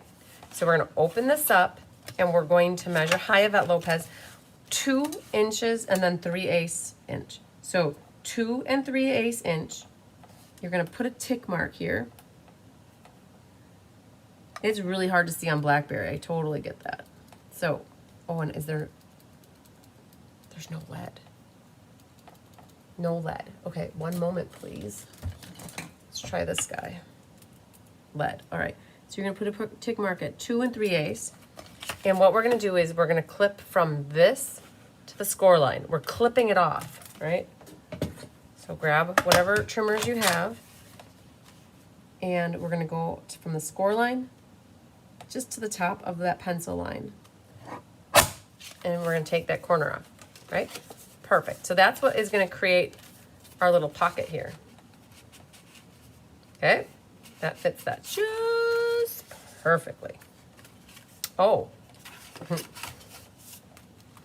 So, I'm curious. I'm very curious. So, you guys are gonna have to help me out here. I'm noticing something that I think I'm discovering what happened. So, somebody who's got their kit and they have it out, So remember we talked in the beginning, we kitted up 88 and then we kitted up 32 more. And this paper right here is actually 4 1/4 and then 6 3/4, and it's a total of 9 3/16 wide, I think. And then we kitted up 32 more. And I think that this got kitted up as 2 1/8 and 4 1/4. And so what's happening is my little bookmark here is gonna just barely fit in here, right? So for those of us, including myself, you are gonna have a slight variation. So this class I have at home, I've been so busy, I have 3 kids that I have not started. Yes, you have game night and this one, I bet. All right, so you guys, we're gonna improvise here because it's gonna look very similar, but just like minor details different. So we've got this angle, should be right. All right, now what happens here though is like this piece of green is gonna be too wide for the front by a hair. So we're going to have to trim it, and we're gonna have to trim the designer paper. Now I'm gonna bank on 88 of you are gonna have it just like this, and you won't have to worry about it, all right? I'm pretty certain that's what's gonna happen. Now there are gonna be some of you, 32 of us, that are going to have to improvise our bookmark and maybe make it a hair skinnier to make it work. And that's fine, we're gonna make it work. It'll all be okay. It will all eventually work itself out. So we might end up confusing some people in the interim because technically like the little bit of blackberry should have been a little bit more. It's all right. So what's happening here is we've got that cut, and now we have this piece of designer paper. Now this piece of designer paper was cut correctly for those who have the little bit wider. It's the right height, but what happens is it needs to be a little bit skinnier. So at the current moment, we have here a 2 1/4, and this is actually 2 1/8. And we should have had that at, so if I'm gonna go off of what it needs to be, I'm gonna cut this down to 1 3/4. So we're gonna cut this. Again, this is improvising for those who got a little bit skinnier of the envelope. And I'm wondering if it's only my kit that I got it, and if they're teasing me that like, hey, you got this one because it's different. So I'm showing you how you can make things work, guys. That's how it goes. So 2 1/8, and we're gonna make it drop down to 2 1/8, 1 7/8 here. So I'm going for it. So this is what is gonna fit right here now, right? But now we have to cut this angle off as well, right? So what we're gonna do, and we wanna make sure that we don't cut it at the wrong angle, because this now, if you see here, this fits perfectly at the bottom here. And what needs to happen, this is where a pencil comes in handy. I'm just gonna put a tick mark right here, 1/8 inch below here. And I'm gonna put a tick mark 1/8 inch down from there. And then all I'm gonna do, instead of trying to measure, I'm gonna cut that off at that angle, and we're gonna wing it, right? So now this is what fits right here, all right? So that's our inside. My slightly design change, all right? Just a little bit. Our bookmark will also need to get changed slightly, because at this moment, it's gonna be a little bit too wide. So I'm going to take off just, let's say a quarter, what? Let's try 1/8 of an inch first and see if that should do it. I think we could work with 1/8 of an inch. I might just do one more little shim for a little bit, another 1/16, right? Now that means I'm gonna take off 3/16 of an inch here. So you guys, we're just, again, improvising, right? So that's now just gonna be a little bit skinnier of a bookmark, right? So this will still fit in here, all right? But what needs to happen on this now, we have these little corners that need to get notched off. And what that is about 3/8 of an inch in. So the first thing I'm gonna do is measure 3/8 of an inch here, and then I'm gonna measure 3/8 of an inch here, and then we're gonna go down 3/8 of an inch, And then we're gonna go down 3/8 of an inch on this side. Right? So what I'm gonna do then is take those off, those little corners. Our dog ears are getting cut off, like that, and like that. Now if you wanted it kind of more of an angle, you could go down further, you could do less, but what you have to make sure you do is, I would erase those pencil marks though, because people would see those. Now, instead of measuring this next thing, here's my trick. All I'm gonna do is take this and make sure I'm flush here, and then I'm gonna take my scissors and just snip that one. And then what I'm gonna do is move this over to this side, like this, making sure I'm flush right there. And then I'm gonna snip this side.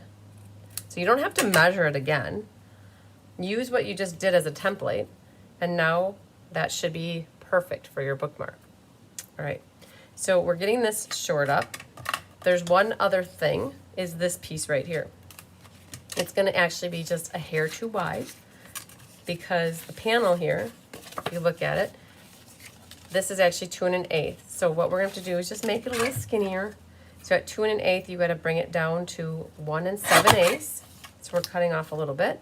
And then 1 7/8 needs to come 3/16 of an inch off. 2, 3, right there. So now this right here is what's going to go onto here, like that, okay?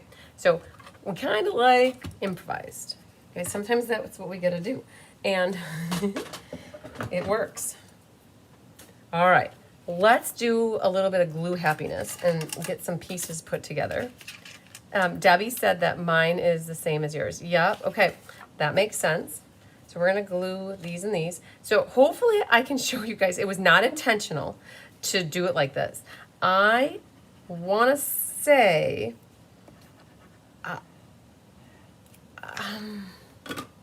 you know, and I'll be honest, I think it might even only have been 3 or so that might be like this. I know that when Annette was scoring and Diane was scoring, they scored like 3 of them, where when you're using the scoreboard, the stylus jumps track and you're going along and all of a sudden, boom, it goes off to the edge. And they asked me, like, should we use them or should we just get a new piece of paper? And I said, get a new piece of paper. And I could imagine then that what happened was, we were thinking that it was just in the middle like this. So I think that's probably what we were thinking. So I can't say if Debbie, you've got yours. Debbie, I think you know how to work your way through it, hopefully by watching me. And if you need to watch on replay, you could definitely catch the replay and see it again. I'm gonna take this tear and tape though, and I'm gonna use my glue scissors, and I'm gonna cut it right down the middle. So you guys, I know this is like a little bit more pain in the butt to do, but you can take your tear and tape and make it skinnier to accommodate what you're working on. They do sell 1/8 inch tear and tape, so Kathleen's is like mine. Okay, well, I'm glad that I got mine. So mine, I know, was one we kitted up the second time. I got in on the second set of cards. So we're gonna put this across the bottom, right, like that. And so when we pick this off and we pick that off, this will fold in like that. And so Kathleen, hopefully you can work with this video. So just know that the tutorial is going to have the correct measurements per the sample card.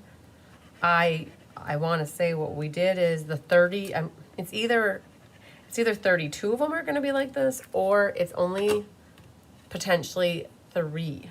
Now, if a few more people, Sherry Stewart's was different, and Kathleen and Debbie. Okay, so if that's 3 and I have 4, I know for certain they had about 4 of them, right? Now, if we get like 4 more people that say that they're like mine, then that means that it's all 32 of those. So I'm gonna flip it like this and put it on this side. There's a little divot in my paper here, which is okay, I'll just put it on the inside. So my bookmark still fits in here, right? I adapted, I worked with it. And then what happens is we've got the outside done. All right, perfect. What there is, I don't think I brought it down here, but there's a hole punch here. So it's the 1/8 inch hole punch. What you're gonna wanna do is punch a hole. You could use an awl, right? You could take a stylus like the, or a pokey tool and poke it. And if you do that, what's gonna happen though is it's gonna push the paper through and you're gonna end up with it weird. I'm gonna pretend I'm gonna punch it with this, and then you're gonna cut about maybe 7 inches of ribbon. And what you're gonna do is fold your ribbon in half like this. And with the fold, you're gonna push it down from the top. The tail will come up like this, and you're gonna put the tails through it, right? Then that's how you'll get it in the front like that. Okay, so pretend I did that. I don't think I brought a punch down. I didn't think about bringing a punch down. But that's good, like that. Now what you've got is a countryside corner. You will measure and cut it down. Perfect, Debbie, that's awesome. The other thing you could do, Debbie, and France, and Kathleen, and Sherry, you could, if you have Blackberry Bliss paper and you don't wanna finagle it like I'm doing, you could cut yourself a new Blackberry Bliss mat, right? That's also an option. I'll show you what it's gonna look like. You're just gonna have a little bit less designer paper here, but ultimately the card's gonna look really the same. I mean, there's not much different. You're just gonna lose a little bit of the designer on the front, and your bookmark had to get trimmed in. So these are the Countryside Corners dies. The white one is embossed with the birch embossing folder. And what we need to do is put the dimensionals on here, close to the edge. It was pretty much the same concept, right? I still did that same measuring of 2 3/8 inch down. So we still had that was the same. You just gotta trim everything just a little bit skinnier, I think. And we're gonna put a few of them like this. I'm just happy that I had the sample of how it's different, and I'm prepared now for when people are gonna call me and say, what's up with this? All right, so this is gonna go right about here. Okay, on this one we have Thinking of You, and there's a stem that looks like this. You've got a freesia, the leaf action, a stem, the boho blue, and another freesia. And the Thinking of You is stamped in Blackberry Bliss, and that comes from the beautiful motifs. Thinking of You. And we'll put that right on the block. Sherry's good, awesome, good, I'm glad. You guys, I think you're all pretty phenomenal crafters, and I have my utmost confidence in you that you're gonna figure out a way. That's what we do. There are no mistakes. There's just happy accidents. Yeah, and you guys aren't gonna see, once I get that white back there and I get the flowers on, you're gonna see that it's good. It's all good in the hood. Ooh, I got stuff in there. I definitely got stuff in there. All right, we'll come back to that. All right, so let's finish off the outside here. I'm gonna cut this at an angle, and what I did is I have this side like a 90 degrees. So we're just going to cut that straight down. And then how I put these together, I would put a glue dot on the bottom sides of each of these flower heads. Okay. And then we're going to attach them to the stems. Let's get these off. Oh, that fly is back. All right. So these two that are connected, this one connects on the green here, and then the blue 42 is the other one. So the two purples are on that guy, the double, and then this blue one gets the other flower by itself here, the stem. All right, now I would do the black dimensionals again on these flowers. It'll get, well, yeah, sure, let's do black. I was thinking white might work good too, but let's just go with the black. And then This guy needs a little tear-in tape across the back and one waiting in the wings. This ribbon is basically woven back and forth. So we're going to do behind the of, and we're going to bring it back up, make a short little loop there, and then make another short little loop here, like that. And what you could do is tackle that down with the tear-in tape and grab your ribbon scissors.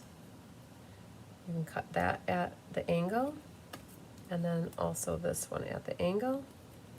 So that's ready to go. Then a little bit of a dimensional can go on that left side and then the right side. Right, like that. Okay, so that's staged and ready to go. Perfect. Now, these guys, let's flip them over. We'll stage them with some dimensionals as well. So that looks good with 1, 2, and then we'll put one right there. And I think there's enough room to put one right on the side there, right? Just gotta be careful that you don't have the dimensional hanging off the edge.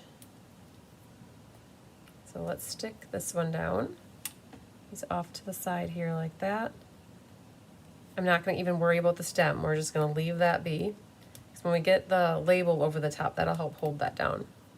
Lynn says that yours is like mine and adapting is no problem. Wonderful, thank you. All right, so then this, we're gonna stage him over there, like that, and this one like that. Let's pick these all off. And then our leaf hangs out over here, fills in that area. And now we've got this one. And what I've got is this white edge lined up with that white edge, and it meets right at that little corner. Perfect. I've got the bunch of gems on here. I used the big clear one at the base of the blue, and then some little pink ones fit at the base of these flowers. And then I've got a big, a small, like that. And then that's 5. So technically 5 is good. 1, 2, 3, 4, 5. So good for the outside. Again, I'm not going to stell at the moment. Now the inside, this is really like, oh man. Let's stamp it. I'll show you how the stamps look, and then we'll glue that in, and I think that that one will be good to go. But I think what we need to do is clean some stuff up and swap out some blocks. So we need a stem. So we'll need that stem. We're going to use that flower, and this one is also 2-step stamping. We'll put you back, put you back, grab the little dude out for the middle, and the leaves. So, oops, we don't want you there, we want you there. And we'll save you there. Boom, boom, and we need a stem yet. So you're gonna need some garden green ink for this, in addition to the blackberry and the daffodil. All right, let's see what we can get ourselves into. So it's 2-step stamping again, just like the other.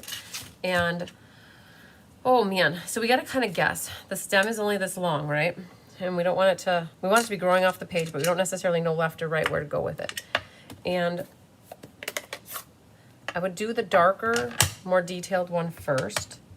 And you don't want to go up too high because of the stem. So let's go right about here. And I found that natural opening right there. So we're going to do that first. And then now the 2-step. So look for that natural opening. To me, was right there. I think that matches like that. Stamp off, stamp on. And then hover over the top till you get them lined up. And there's what we've got. Venice, Venice. And then, gotta grab your yellow, mellow yellow back. And new base done. I'll use the other one for another card. Fabulous. that is probably the easy button that if you have Blackberry Bliss, press the easy button and use the tutorial and cut a new base. That would be the easiest thing. And if you don't have Blackberry Bliss that you want to cut a base for yourself, then what, oh, I didn't even use that yet. We need to use that yet. Then what I would do is finagle, kind of like what you saw me do. So it's very possible to make it work.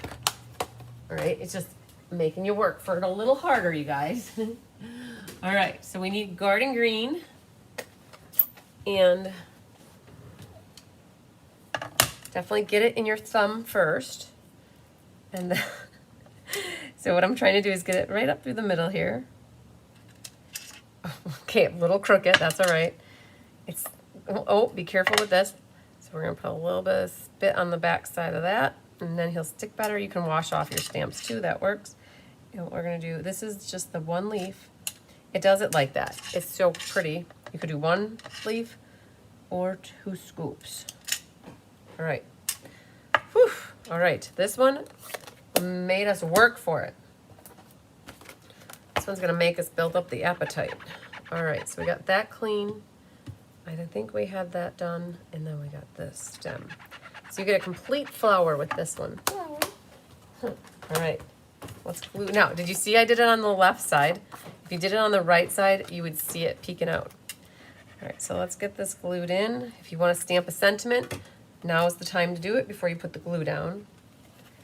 But you do have to be cognizant when you stamp a sentiment, though, that if you need to stamp it here, you don't want to make sure you have it not over here. Now, the other thing, though, is when you're writing in this card, you're going to end up potentially writing around the edge there, too, and that will be the case. You might see the writing. So when you're looking at these next to each other, you really have to look hard to see that that one's just a hair wider than this one, right? So it works. We made it work. It's not much different. Nancy says, you said IPS for May. Looking at the event calendar. No, I didn't. I said the monthly card for May. It shows it being May 28th is Lovely Garden. Nancy Mole, I have it right here. I can tell you that I said May, a month. I said monthly for May, and I pointed right at that sailboat card right here. Monthly card class for May. Not IPS. Not at all. No, I don't think I said IPS. I'm pretty positive I said May, and I pointed right that. So hopefully, not to call you out, but it was definitely the May monthly class. All right. Oh, you guys, that one was a workout. Oh, that was a lot. I think we got it, though. We're not even done with the envelope, so we'll come back and we'll get that envelope done. Inside flap. Inside flap. I don't know what you want me to do, Connie, with the inside flap. You'll have to tell me. That's vague to me. I'm not quite certain what you want me to do with the inside flap. But I'm going to glue my envelope flap. How's that sound? Oh, Doris Munson is here. Hello, Doris. All right, just like that. And we'll get this guy glued down. Perfect. You're bad. Okay, no worries. Nah. I knew that I closed my phone down and I left it right on the top of the monthly class. So I knew I would open it up and it would be right there and I could show it to you. It's all good, my friend. No worries. Perfect. Ah, Yvonne said it came out perfect. It did. So just to go to show you, there it is, the envelope flap. You can improvise. If you got the scoring off slightly, it can still work, right? And again, you guys, I didn't do my punching and putting my ribbon in there. Oh, I know what you meant. Ha, ha, ha. Connie, I get it. You said inside flap. Huh. I got it. Sometimes a little slow to the party here, but I think I got it. We're going to glue our little flapperoni in here. Inside. See, this is what... So we didn't have this in here originally, right? But when you add this in here, it takes it over the top of Glory right there, right? It just makes it more complete and cohesive. Very good. The bookmark flap, glue or tear and tape. The bookmark flap glue, I used tear and tape. If you have 1/8 inch tear and tape, use the 1/8 inch tear and tape. I didn't have 1/8 inch tear and tape. I only have the 1/4 inch tear and tape. So what I did is I used my glue scissors and I glued it into, like, I cut it in half, right?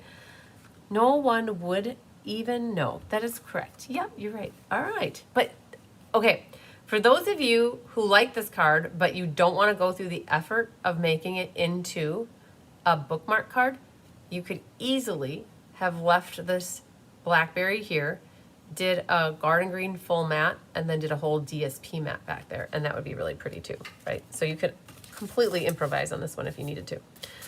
Oh, okay. So the question I have for you guys is, do we do the hard one and then the easy one, or do we do the hard one? Let's do the hard one. It's not hard. It's tedious. All right? Very tedious. So, not hard, just tedious. We can make it work. It's a lot of gluing. You guys are going to love this. It's, you get really glue happy. You guys, I got a snaggle tooth on my nail, and I had to get it off. Okay, let's open this up. Let's see what we got. Velcro Dot for you. Oh, Dot said that might be her favorite. Good. All right, let's just burnish our edges here. Well, we got this right here. And we'll do this one like this. All right. Got all of our pieces in the inside. Let's pull these out. All right, we're gonna just layer it all out, and then we're gonna get a little glue happy. You gotta be careful. There are bunches of pool parties here. That's for your little label. This is that glass embossing. Hello, honey bunches of oats. How's my little lady? Hi, Mom. When are you gonna be done, Mom? I wanna play mousey, Mom. Okay, baby cakes in a minute. Not really. It's gonna be 20, I know it. Countryside Corners again.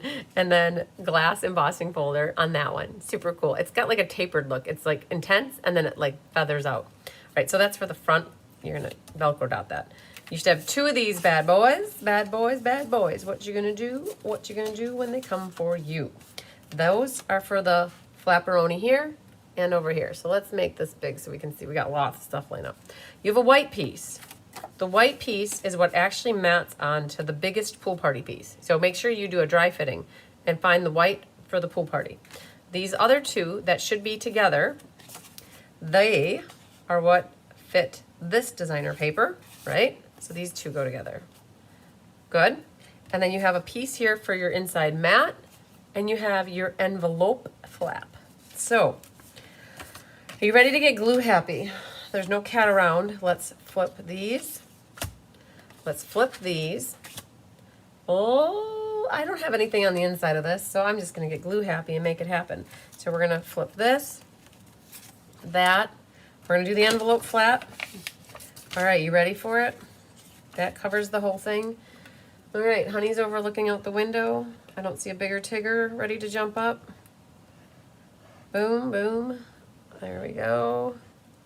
This one. The whitey. No, if you need to stamp your inside sentiment, do this before you glue, right? Warning, just giving you a warning. Oh, not done. One more. Una más. Por favor. Right there. All right. Let's move you out of here first. And you definitely also do your dry fitting in case you need to trim your designer paper more or less. You got a little hair right there. All right, there's that. Grab a little right there, and you're gonna get. Oh, whoa, whoa, whoa, whoa, whoa, whoa, whoa, whoa, whoa, Nelly. One moment, please, my little lady. I'm busy here. Nothing to see here, officer. Excuse me. Mom, you're in my way. She's like, I'm getting out of here. This is craziness going on over here. Mom's barricading me with her arms. I'm just gonna go over here and eat this plant right now. Honey, stop. That was almost Bad News Bears, you guys. Oh, I hope she didn't feel too rejected. All right, we're still cruising here. Now, if she wants to come back, I'd let her come through. All right, so you guys, this pool party piece is wider than this one. Just be aware. One pool party piece is wider. Purple goes on top. How about that? This goes all the way top to bottom. Oh, honey, I'm so sorry. She's over there deflocking herself again. All right. That little bit comes off. All right. That's cool. We got all that glued, right? And now let's cut the flap here. So this is what's cool when you guys get card kits from me. For those that like the easy button, for those, especially that if you're new to me, what you see when I open up the envelope is basically what you get. Like it's exact. My card kits are the same as yours for the most part, except for the last card. 88 of you will have it correct, and the other 32 had it smaller. And I don't know what Diane got. If Diane got, she never told me any different. All right, so there's our envelope flap. That's good to go. So what you could do is get glue happy again. So let's flip that over, flip this over, flip that over, flip that, flip this, and come back, honey. Honey. Oh, now she's sitting in front of the window and her tail is twitchy tailing all over. She's looking for something. All right, glue. Look at all this pool party action. Oh my goodness. All right, if you didn't know that pool party is amazing accomplice to the Blackberry Bliss, you'll see it now. Pool party with Blackberry is an amazing color combination. I have no idea if you find that on the Color Coach chart or not, but hopefully it's out there and you can see that. All right, so there's that. Here's our white. The white needs to go into this middle panel. In the inside middle panel. All right, this one goes, let's just put it on the outside right away, like that.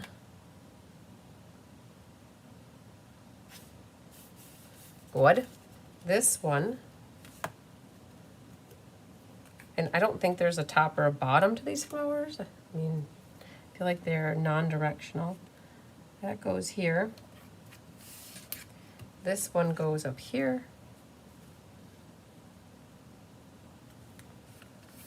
And then we open this up. We got one more over here. All right, so you would have wanted to do your inside stamping first, right? Stamp some sentiment before you would have glued that, right? But I'll leave it for whoever gets it. Then, that's all glued together. Now what's left. This is going to get popped up. So same concept as we've been doing. We're gonna put 4 of them along this edge. And then we'll put, so figure out if you want the thinner at the top or at the bottom. I'm gonna keep it for the top, so we're gonna go like that. All right, so we're popping these up with dimensionals. What time is it? 8:37, okay. We're gonna see about this whole conglomerate of a flower on the top here. So this gets centered left to right, top to bottom, like that. And then we gave you the Velcro dot. Remember that one side is gonna be the white and one's the clear. So I'm going to put the white so it's on my Blackberry there. You want to push that down really good so it sticks. Okay? So that helps hold that shut, right? Otherwise it would be flippy floppy. Right? So that holds that down. Okay, hello, hello, hello. You called. Is it me that you're looking for? It's gonna go on the outside, and we'll put these guys away. Ooh, doo-doo-doo-doo. Let's grab this little guy, I guess. Put you right there. And this is Blackberry Bliss ink. You got a shorty here. A shorty do. Oh! All right. I know what happened. Okay. There was a white scrap in my kit, and it was right here. All right, I know exactly what happened. You guys, did you see me pull this out? And I don't know what I did with it, and I set it over off to the side.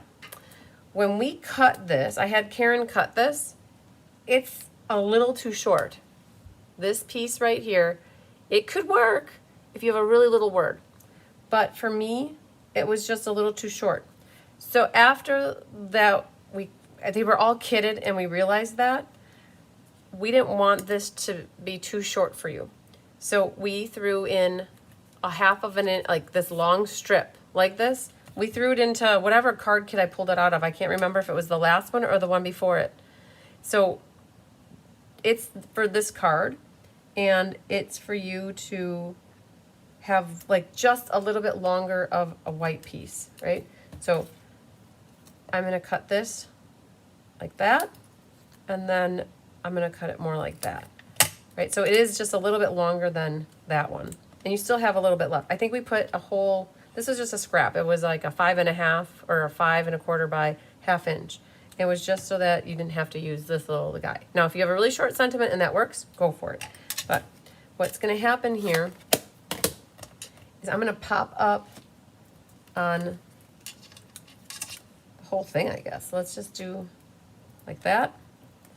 And I'm gonna stage that right about, so I see a little of the pool party here. It kind of comes right to that blackberry edge right there. That's what my plan is. All right. Got the envelope flap done already. Now, this sheet, let's talk about this. I think what I'm gonna do, because it's almost 9, I'm gonna talk about this, and then we're gonna make the last card, and you guys can let me know if you have any questions on this. This was left in your pack of designer paper that you have. So you have like these 2 pieces. You have a little bit of on your scrapyard over on the side. I have my scrapyard. But what happened here is there's a flower here. Right, so this flower, you want him. You're gonna need to fussy cut. I apologize. It makes for a really pretty card, but this one's gonna make you work for it. There's your purple flower. You're gonna have to fussy cut that. Then you have this doohickey in here. That one. You're gonna need to get him out of here. Right? I did not use any of these little baby pool party flowers, and quite frankly, I'm not so concerned about them. So I'm gonna cut right through them, cut through the chase. All right, so you have this blue flower here. You don't even need this bottom stem part. You really need about that much here. Right, so this right here is that guy. And then you have these 2 blue flowers, go team blue, on the side here, right? So those flowers. We need 2 little purples, and actually it's more like that purple and that purple. You guys are gonna become the floral arrangers you never knew you were, okay? And if so desired, you could have more or less flowers. So what we're gonna do, grab out this one and this. So these are that one and that one. Now that one's not the same as that, but it's close enough, right? Then leaves. So this stuff here would actually work, right? I don't see why we can't use it. Depending on what section you got. I'm going to not use the dark green fern though. We're gonna leave that intact. So this right here, there's this kind of stuff can be sticking out wherever you want it. This leaf right here, you probably think, oh man, I can't use it because half of it's cut off. Well, you should use it, because what can happen is this little guy could be the one that's actually poking out right there, and it would look just fine. So you can use him. This one actually right here, this right here, and the one next to it.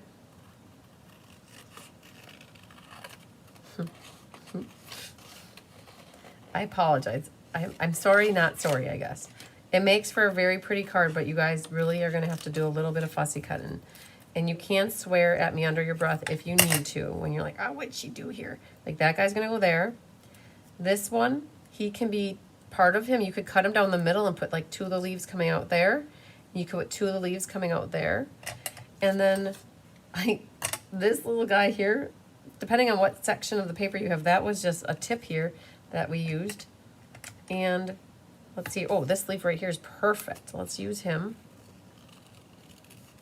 Right? He'll be able to sneak in somewhere. But ultimately, hello, Donna from Australia. Oh, Cheryl's bad at fussy cutting. I'm sorry, you guys. And Donna loves fussy cutting. There you go.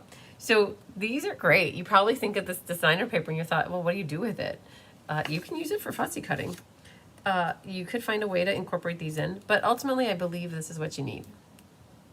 And how I did it, let's pretend they're all fussy cut, right? Let's just talk through this. Pretend they're all fussy cut. And if you watched me do some of these other ones, what I do is I'll prep the backs with the dimensionals, but I only take off the middle ones. And that will help you stage them.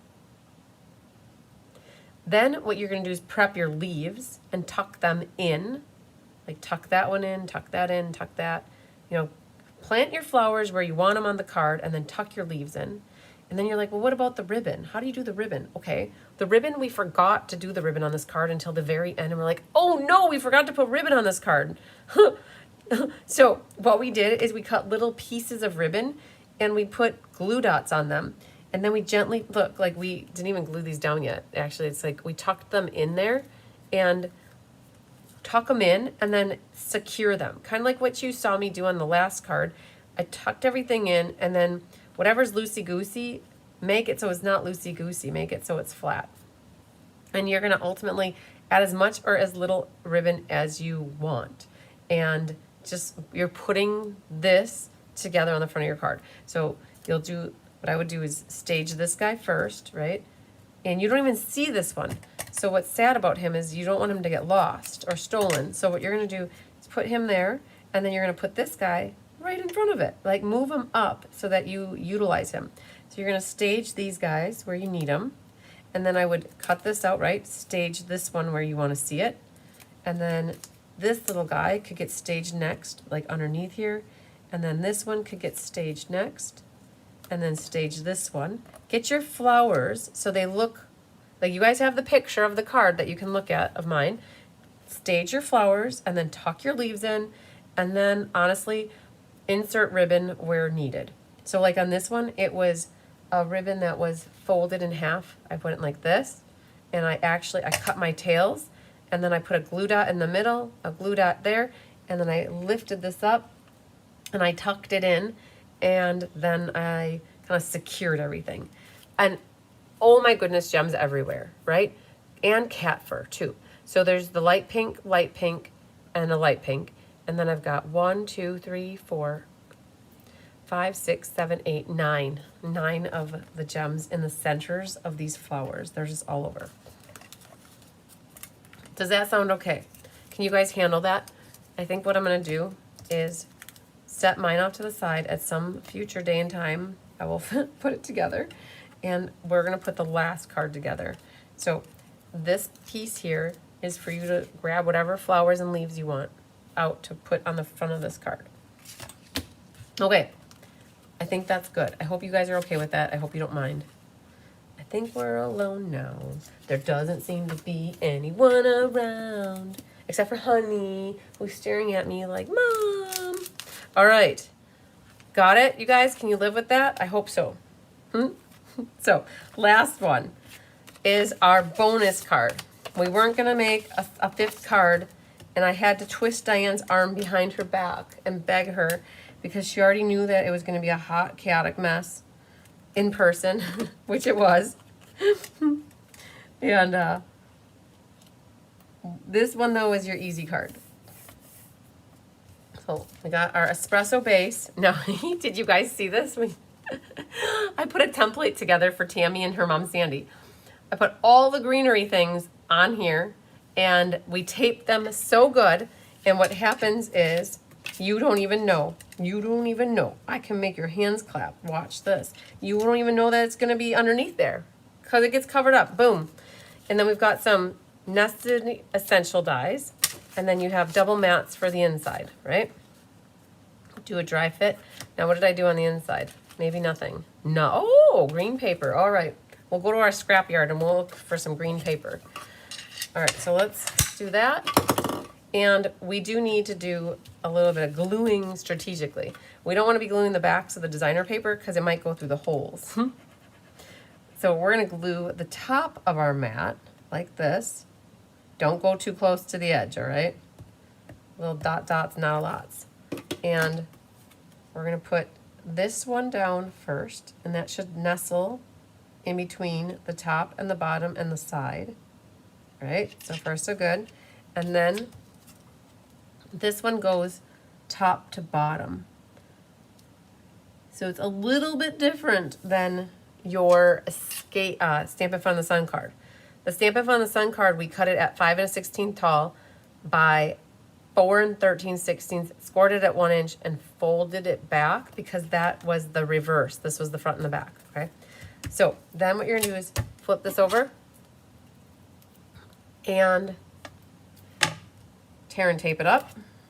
We're making our sandwich, our tear and tape sandwich. You need to cut the ribbon at about 6 inches and have 2 pieces waiting in the wings, ready to go. And what I did is I have the right edge of my gold ribbon lined up with the right edge of the green designer paper. Okay, so like that. This is ready and waiting in the wings. I cut way too much gold ribbon, but I'm okay with that. You guys have a whole roll of it, right? So you don't have to be so frugal. This gets glue, and ribbon stays on the right, left, the other right, right, left. All right, so like that. You are remarkable in every way. That is what we have in here. You could also, I don't know if the Friends Are Flowers will fit in here. Nope, that won't fit. That won't either. So what the sentiment is going to be is you are remarkable in every single way. So this, you are remarkable, we featured that for a Let's Just Stamp a couple months ago. You're simply the best. You're better than all the rest. You are remarkable in every single way. So we're gonna put that right there. So you guys are good. Laura says, oh my. I think that's in discussion from my last card. Ooh. All right, that's it for stamping. So we're gonna glue 42 over here. Pop that onto our early espresso banner. We'll pop this up with some dimensionals. So I'm getting to the end of the sheet. So what I like to do is I'm going to grab this side, that one, go right through the middle. And then I'm going to grab that side, put you there, put you there, and like that. Evens it out really good. Okay. Something like so. And then there's a bow up there. So for those of you who don't have a bow maker yet, I do have these. The guy I used to babysit for a couple boys, and the dad, Rich, makes these for me. So if anybody's looking for a bow maker, just reach out to me. I can help you out. We're gonna make a double bow. So we're gonna go around twice. Ooh, I don't know. That's gonna be a shorty. So I think what we'll do is grab a new piece here. I'll save that. So we're gonna go around it twice to give us our double bunny ears. Cross it, go up and over and bring it back, y'all. And then overhand knot it in the back, tight. Make sure you're right in the middle. I go tight as I go kind of down to the left and to the right. And then, oh my goodness. Cut that off. And you have a nice, amazing, awesome bow. And then you put your nails back in the side. So the bow makers I sell here are $10. They're in my beekeeper's guide in case you want to see what they look like. They're in the tools section. And we're going to use glue dots, and we're going to put it right at the top of the brown, right there.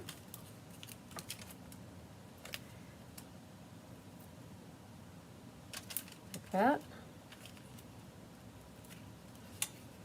Now, you're gonna, like we talked about this early, it's like the when Tyler has his short hair, so when he gets a haircut, his hair does this thing, it like goes off to the side, and so I make fun of him and I go like that, like he's got like a rooster head, okay? So when your ribbon gives you the rooster head, right? Like, you know, the mop top rooster heads, that's what I think of, that it goes off to the side.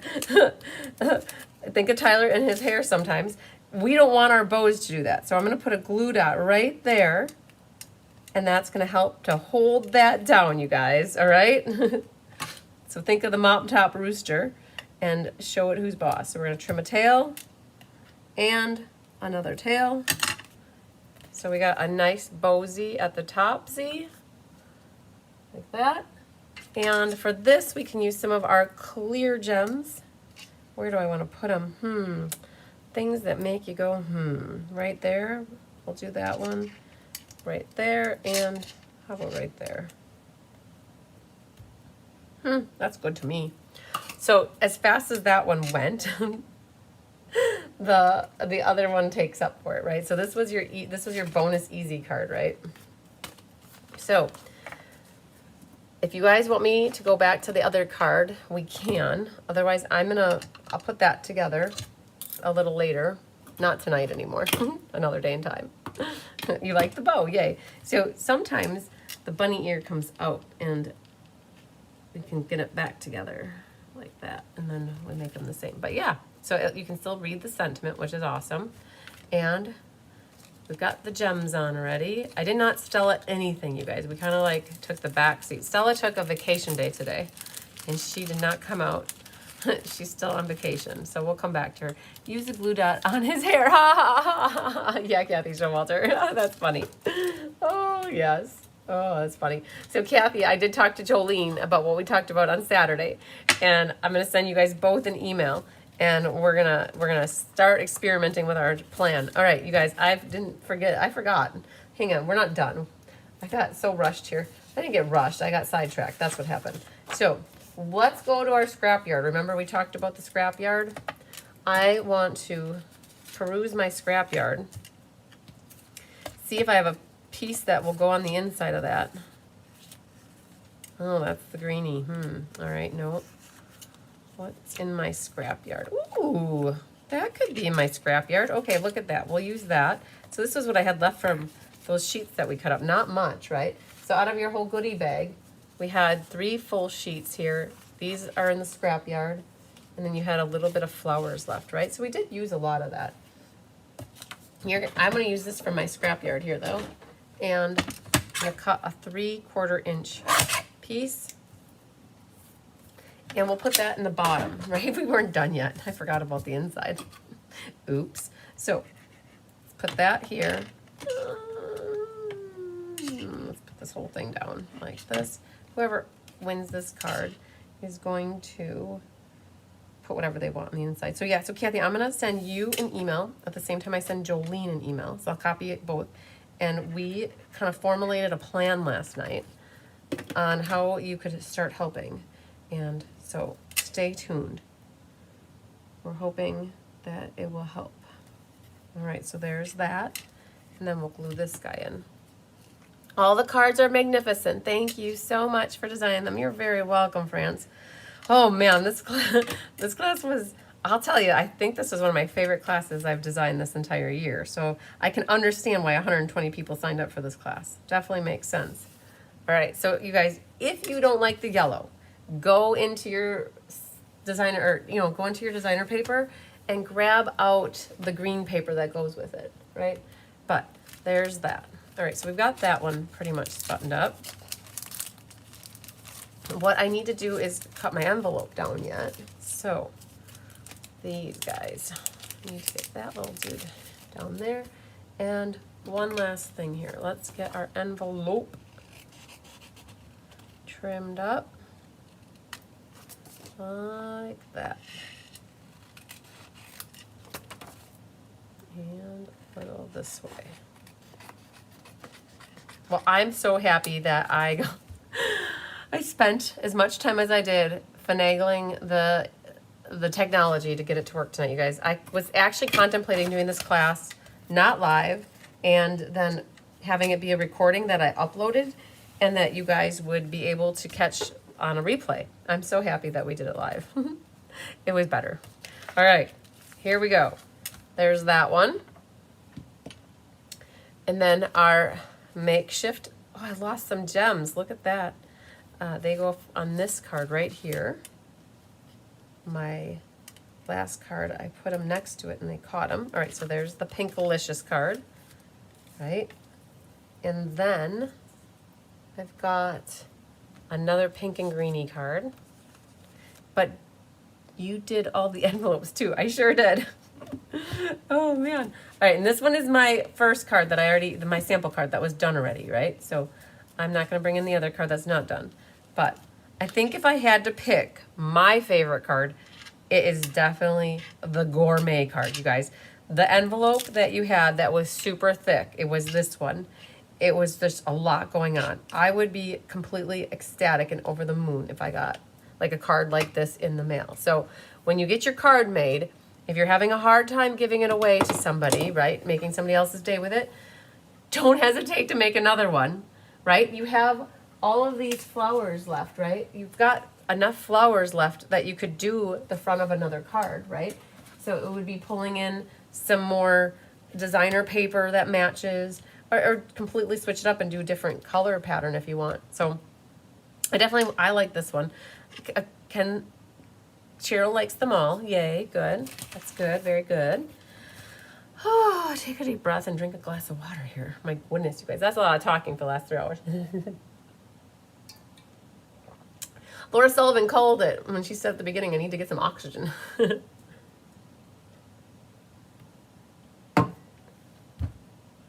I can definitely understand why we did. I could have had actually probably 4 more too. When it was all said and done, we could have kitted up 36 more and it would have, the other 4 would have been gone. Are you sure you don't want to give me your address? Beautiful cards. Thank you so much. You're very welcome. All right. Cindy said the pink is her favorite. Pink and all. Good. Very good. Okay. Here's, I'm going to do 2 random number generators and we'll pick out 2 people that registered for class to get it for, for the class tonight. All right. So let's go here. I have 107. So let's pull this out. You love them all. Trisha says, love the fussy cutting bouquet the best on the purple and the blue one. You guys, I'll have to be honest. When we were designing that card, it was the last card. And I totally was in my element with that one. I absolutely loved it. I loved piecing it together. And I loved putting the ribbon in. It just, that one, it really got me. And I loved how it turned out. And it was that piece of designer paper, the one with the flowers we had cut out, they were what was left. And we were trying to figure out, well, how can we do this card without having so much stamping for you guys? And that's exactly what we did, is we left it so that you didn't have to really stamp anything on there except for a sentiment. So let's do here. Yvonne and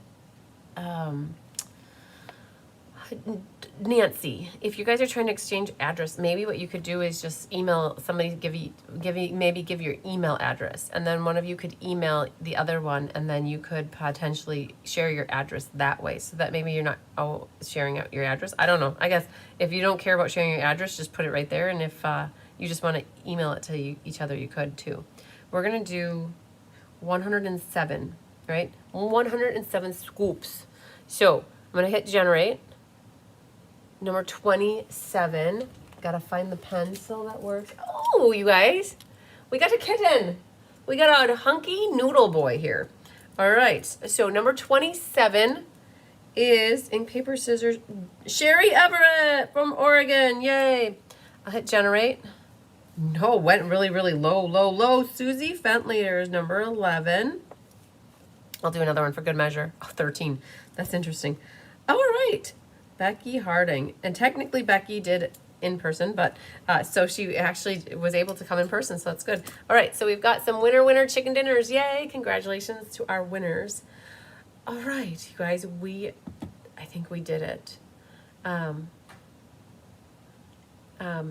Yvonne, does Christine have your address?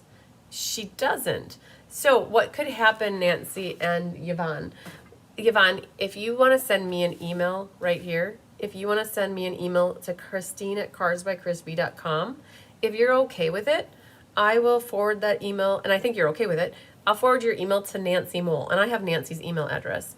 So if you want to send me, Yvonne, an email, I know you just said, yes, please email me. But Yvonne, if you send me an email, then I'll forward it to Nancy, all right? I'll try to help you guys facilitate. I think you're trying to connect with each other, right? So, and we're trying not to advertise, and I don't know, like if you don't want to share your address, and that's perfectly fine. But Yvonne, if you want to send me an email, I'll forward it to Nancy, and then you guys can connect that way. Congratulations to the winners is exactly right, you guys. All right, it's been a long day. I went to bed at 4 and I was up at 7, and it's already 9 here. So I'm winding down. Could you guys tell I wasn't as like Energizer Bunny as I normally am? But I probably was still pretty Energizer Bunny for you guys. So I think I'm gonna call it a night. Yeah, we got a lot coming up in the next week or so. By Tuesday, our goal is to kit everything. Nancy and Sandy have been working on die cutting. Karen Forward's been working on die cutting. I know Annette and Chris and Diane and Tammy and her mom, my mom, Rhonda, we've been working at getting everything prepped for August. Like everything's designed, you guys. The showcase was last Monday. So if you missed it, definitely watch it and let us know what you'd like to take. I am a little bit worried, not worried, but concerned that we're going to be close on ink, paper, scissors. At the moment, we're kitting up 88, and Diana's taking 8 of those. That leaves 80 for me. I'm already at 41. So I have about 40 emails pending. All right. So if you were on the fence about getting ink, paper, scissors, that beautiful gallery through me, get your class registrations in quick. If we need to kit more, we can maybe build that into the kitting. But I'm going to try to work on getting all the registrations buttoned up. I'm not going to do them all by tomorrow. I know that. So just everybody who's waiting for a response, just give me a moment. This one is harder because it's not just the 7 card classes. We built in the technique. No, we built in the 2-tone cardstock share. We built in the 8.5 by 11 cardstock share. We built in a suite share. And then on top of it, people are paying for the escape and the DSP samplers. And so it's the culmination of a lot of things into everybody's mix. And so it takes not just 2 minutes to necessarily reply to somebody. Sometimes it takes me up to 15 to 20 minutes to really put everybody's stuff together and double check. And everybody's getting an individual price check on shipping, because I know in my head how much your boxes will weigh and what size they'll be. And so I'm tailoring shipping specifically almost to each person individually. So, and that takes a little bit extra to do. So, yeah. Mary Carl's, I did see your, if you see my August classes, I'll see your mom on Thursday. So we don't have anything kitted up, right? We do, but we don't. So we kitted up Stamp-A-Stack this past week, but none of the slips, you guys. So what happens is once we kit, after everything's kitted, we write up the golden tickets. So all the golden tickets for all the classes are here. And once the golden tickets are written and they're mapped out, then we will marry everybody's kit. So Mary, I won't have your stuff ready for pickup probably until the 11th or the 12th, right? So I definitely won't have it for this weekend, unfortunately. Did you already share escape projects? Oh my gosh, Sherry Stewart. I haven't even really looked at the holiday mini catalog yet. It was available to us yesterday, and I didn't even catch until last night when Jean Maxwell said that we could see the online exclusives. I pulled up the flyer last night for about 30 seconds, and then I got sidetracked with emails, and then I left today. So I haven't even mapped out anything. So I think our plan is to start designing the escape projects the week of the 18th. So I camp next week, you guys. I'm gone Tuesday night through Sunday. So nothing is. I'm promising Tyler that I'm gonna be a good girlfriend and not do phone stuff and stuff. So I'm gonna try very hard to make sure everything's buttoned up before I go. And again, if I don't, it's okay. I'll do it when I get back, right? But I'll try to get as many people replied to as I can before I leave. So I got like 3 or 4 good days before that happens.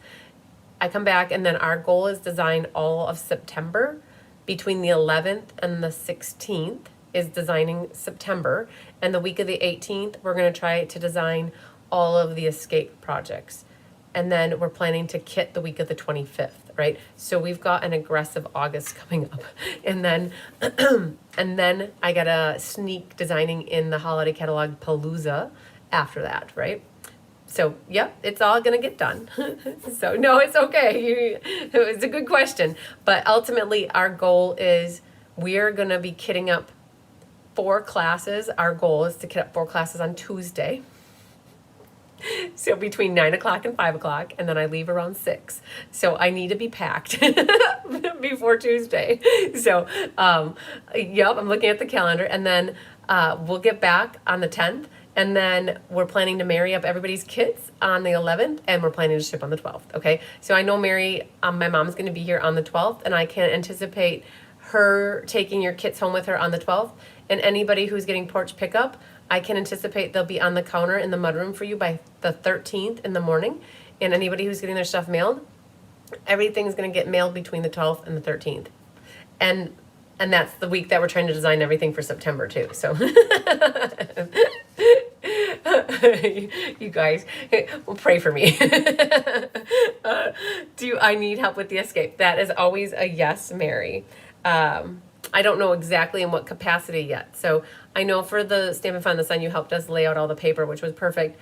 The escape is a little different because there's papers that get laid out. I don't know when we're going to do that. That'll probably not happen until I can order all the designer series paper. And that is that first, I think we said September 2nd or 3rd is when we can order from the catalog. And I'll have stuff that following week after Labor Day. So that's probably when I'll need help. Oh, thanks, Ruth Nicholson. Ruth Nicholson. I'll definitely try my best to enjoy it and not think of everything that's going on at home. So, oh, thank you so much. We're going up to Mount Bohemia, which is straight north. In case you guys are curious where that is, let me pull up Google Maps. I'll show you. So I live in Fond du Lac, Wisconsin, which is at the south end of Lake Winnebago. And if I keep zooming out, this is the state of Wisconsin, right? All the little blue things are actually waterfalls. And way up here, there's a finger jutting out in Michigan. So this little peninsula right here. And way up here is Mount Bohemia, right?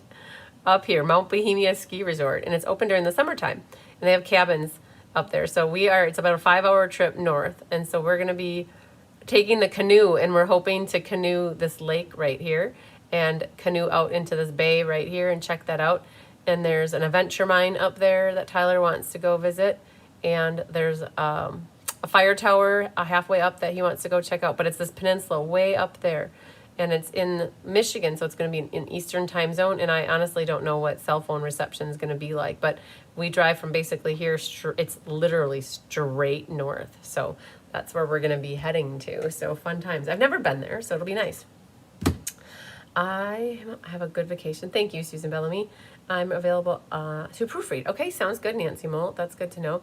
You have extra time. No, I know, Mary Carlos, you have extra time because your baby is gone. Oh, man. I still think I'm going to cry every time I think about what happened to your poor puppers. Oh, I know, Mary, I was thinking about this. When I lost Honey OG. So you guys, the Honey in the Hive is Honey 2.0. And for those of you who have been watching me for the last 2.5 years, the original Honey went into the vet for her spaying, and she never came home. She was 5 months old, and we got a call from the vet. Before we even made it to our street, we were just like about 5 minutes away, and he called and said, "I'm so sorry to tell you that Honey passed away." And it was like, what? I cried the entire day. And I'm laughing now because I was like, it's not funny, but I cried the whole day. I cried for a whole week. I had a live that Thursday night and I told everybody what happened, and I was sobbing. If you guys go back to February 7th or like whatever that week in February was, and you saw my live, that I was crying, and it took me a whole solid week to not have that excruciating pain of losing something. And yeah, so I can understand and relate what you're going through. And I know anybody who's had a cherished pet that they have loved with their whole entire heart that had been taken away from them too soon, we can relate to you, and we can feel your pain, and you're not alone. So it's sad. So and every time I think about it, I start to like tear up. So just know you're not alone. We're with you, and we're praying for your comfort, and may your memories heal your heart. So nothing's ever going to replace her. We know that. They leave paw prints on our heart for forever. So, oh yes. Oh man. Is that the Kawana Peninsula with Copper Harbor at the top? I'm pretty certain. There it is. Oh yeah. I didn't know that was the name of the peninsula, but yes, Copper Harbor is right there. And we are planning to drive out as far as we can to check out that peninsula over there. But yes, I didn't know how you say that. Kawana. Okay, yes, that is exactly where we're going to be. So I guess I'll put it out there like I always do, that if anybody's in that area and you want to come visit, you're welcome to come visit me and say hi and meet for a moment in time if you'd like to. Like 2 ships passing in the night where we say hi to each other and maybe spend a little time hanging out and talking. I don't want to take away from Tyler and my friends' time, but if it's convenient and you want to pop in, like if you're really close, I'm always for meeting people, and Tyler is too. So yay. Lots of waterfalls, yes. All right, you guys, I'm going to sign off. Lots of sunshine, love, and big hugs to you. We talked yesterday that I'm not going to be live until the 14th. Kelly will be live, I think, on Tuesday. She's going to make up the paper pumpkin. If she doesn't do it Tuesday, she'll do it Thursday. So we'll have to see what she wants to do. And again, there's no live tomorrow, no live next Thursday, because I will be up in the boonies. All right? So, all right, you guys, love ya. We'll see you later. Bye.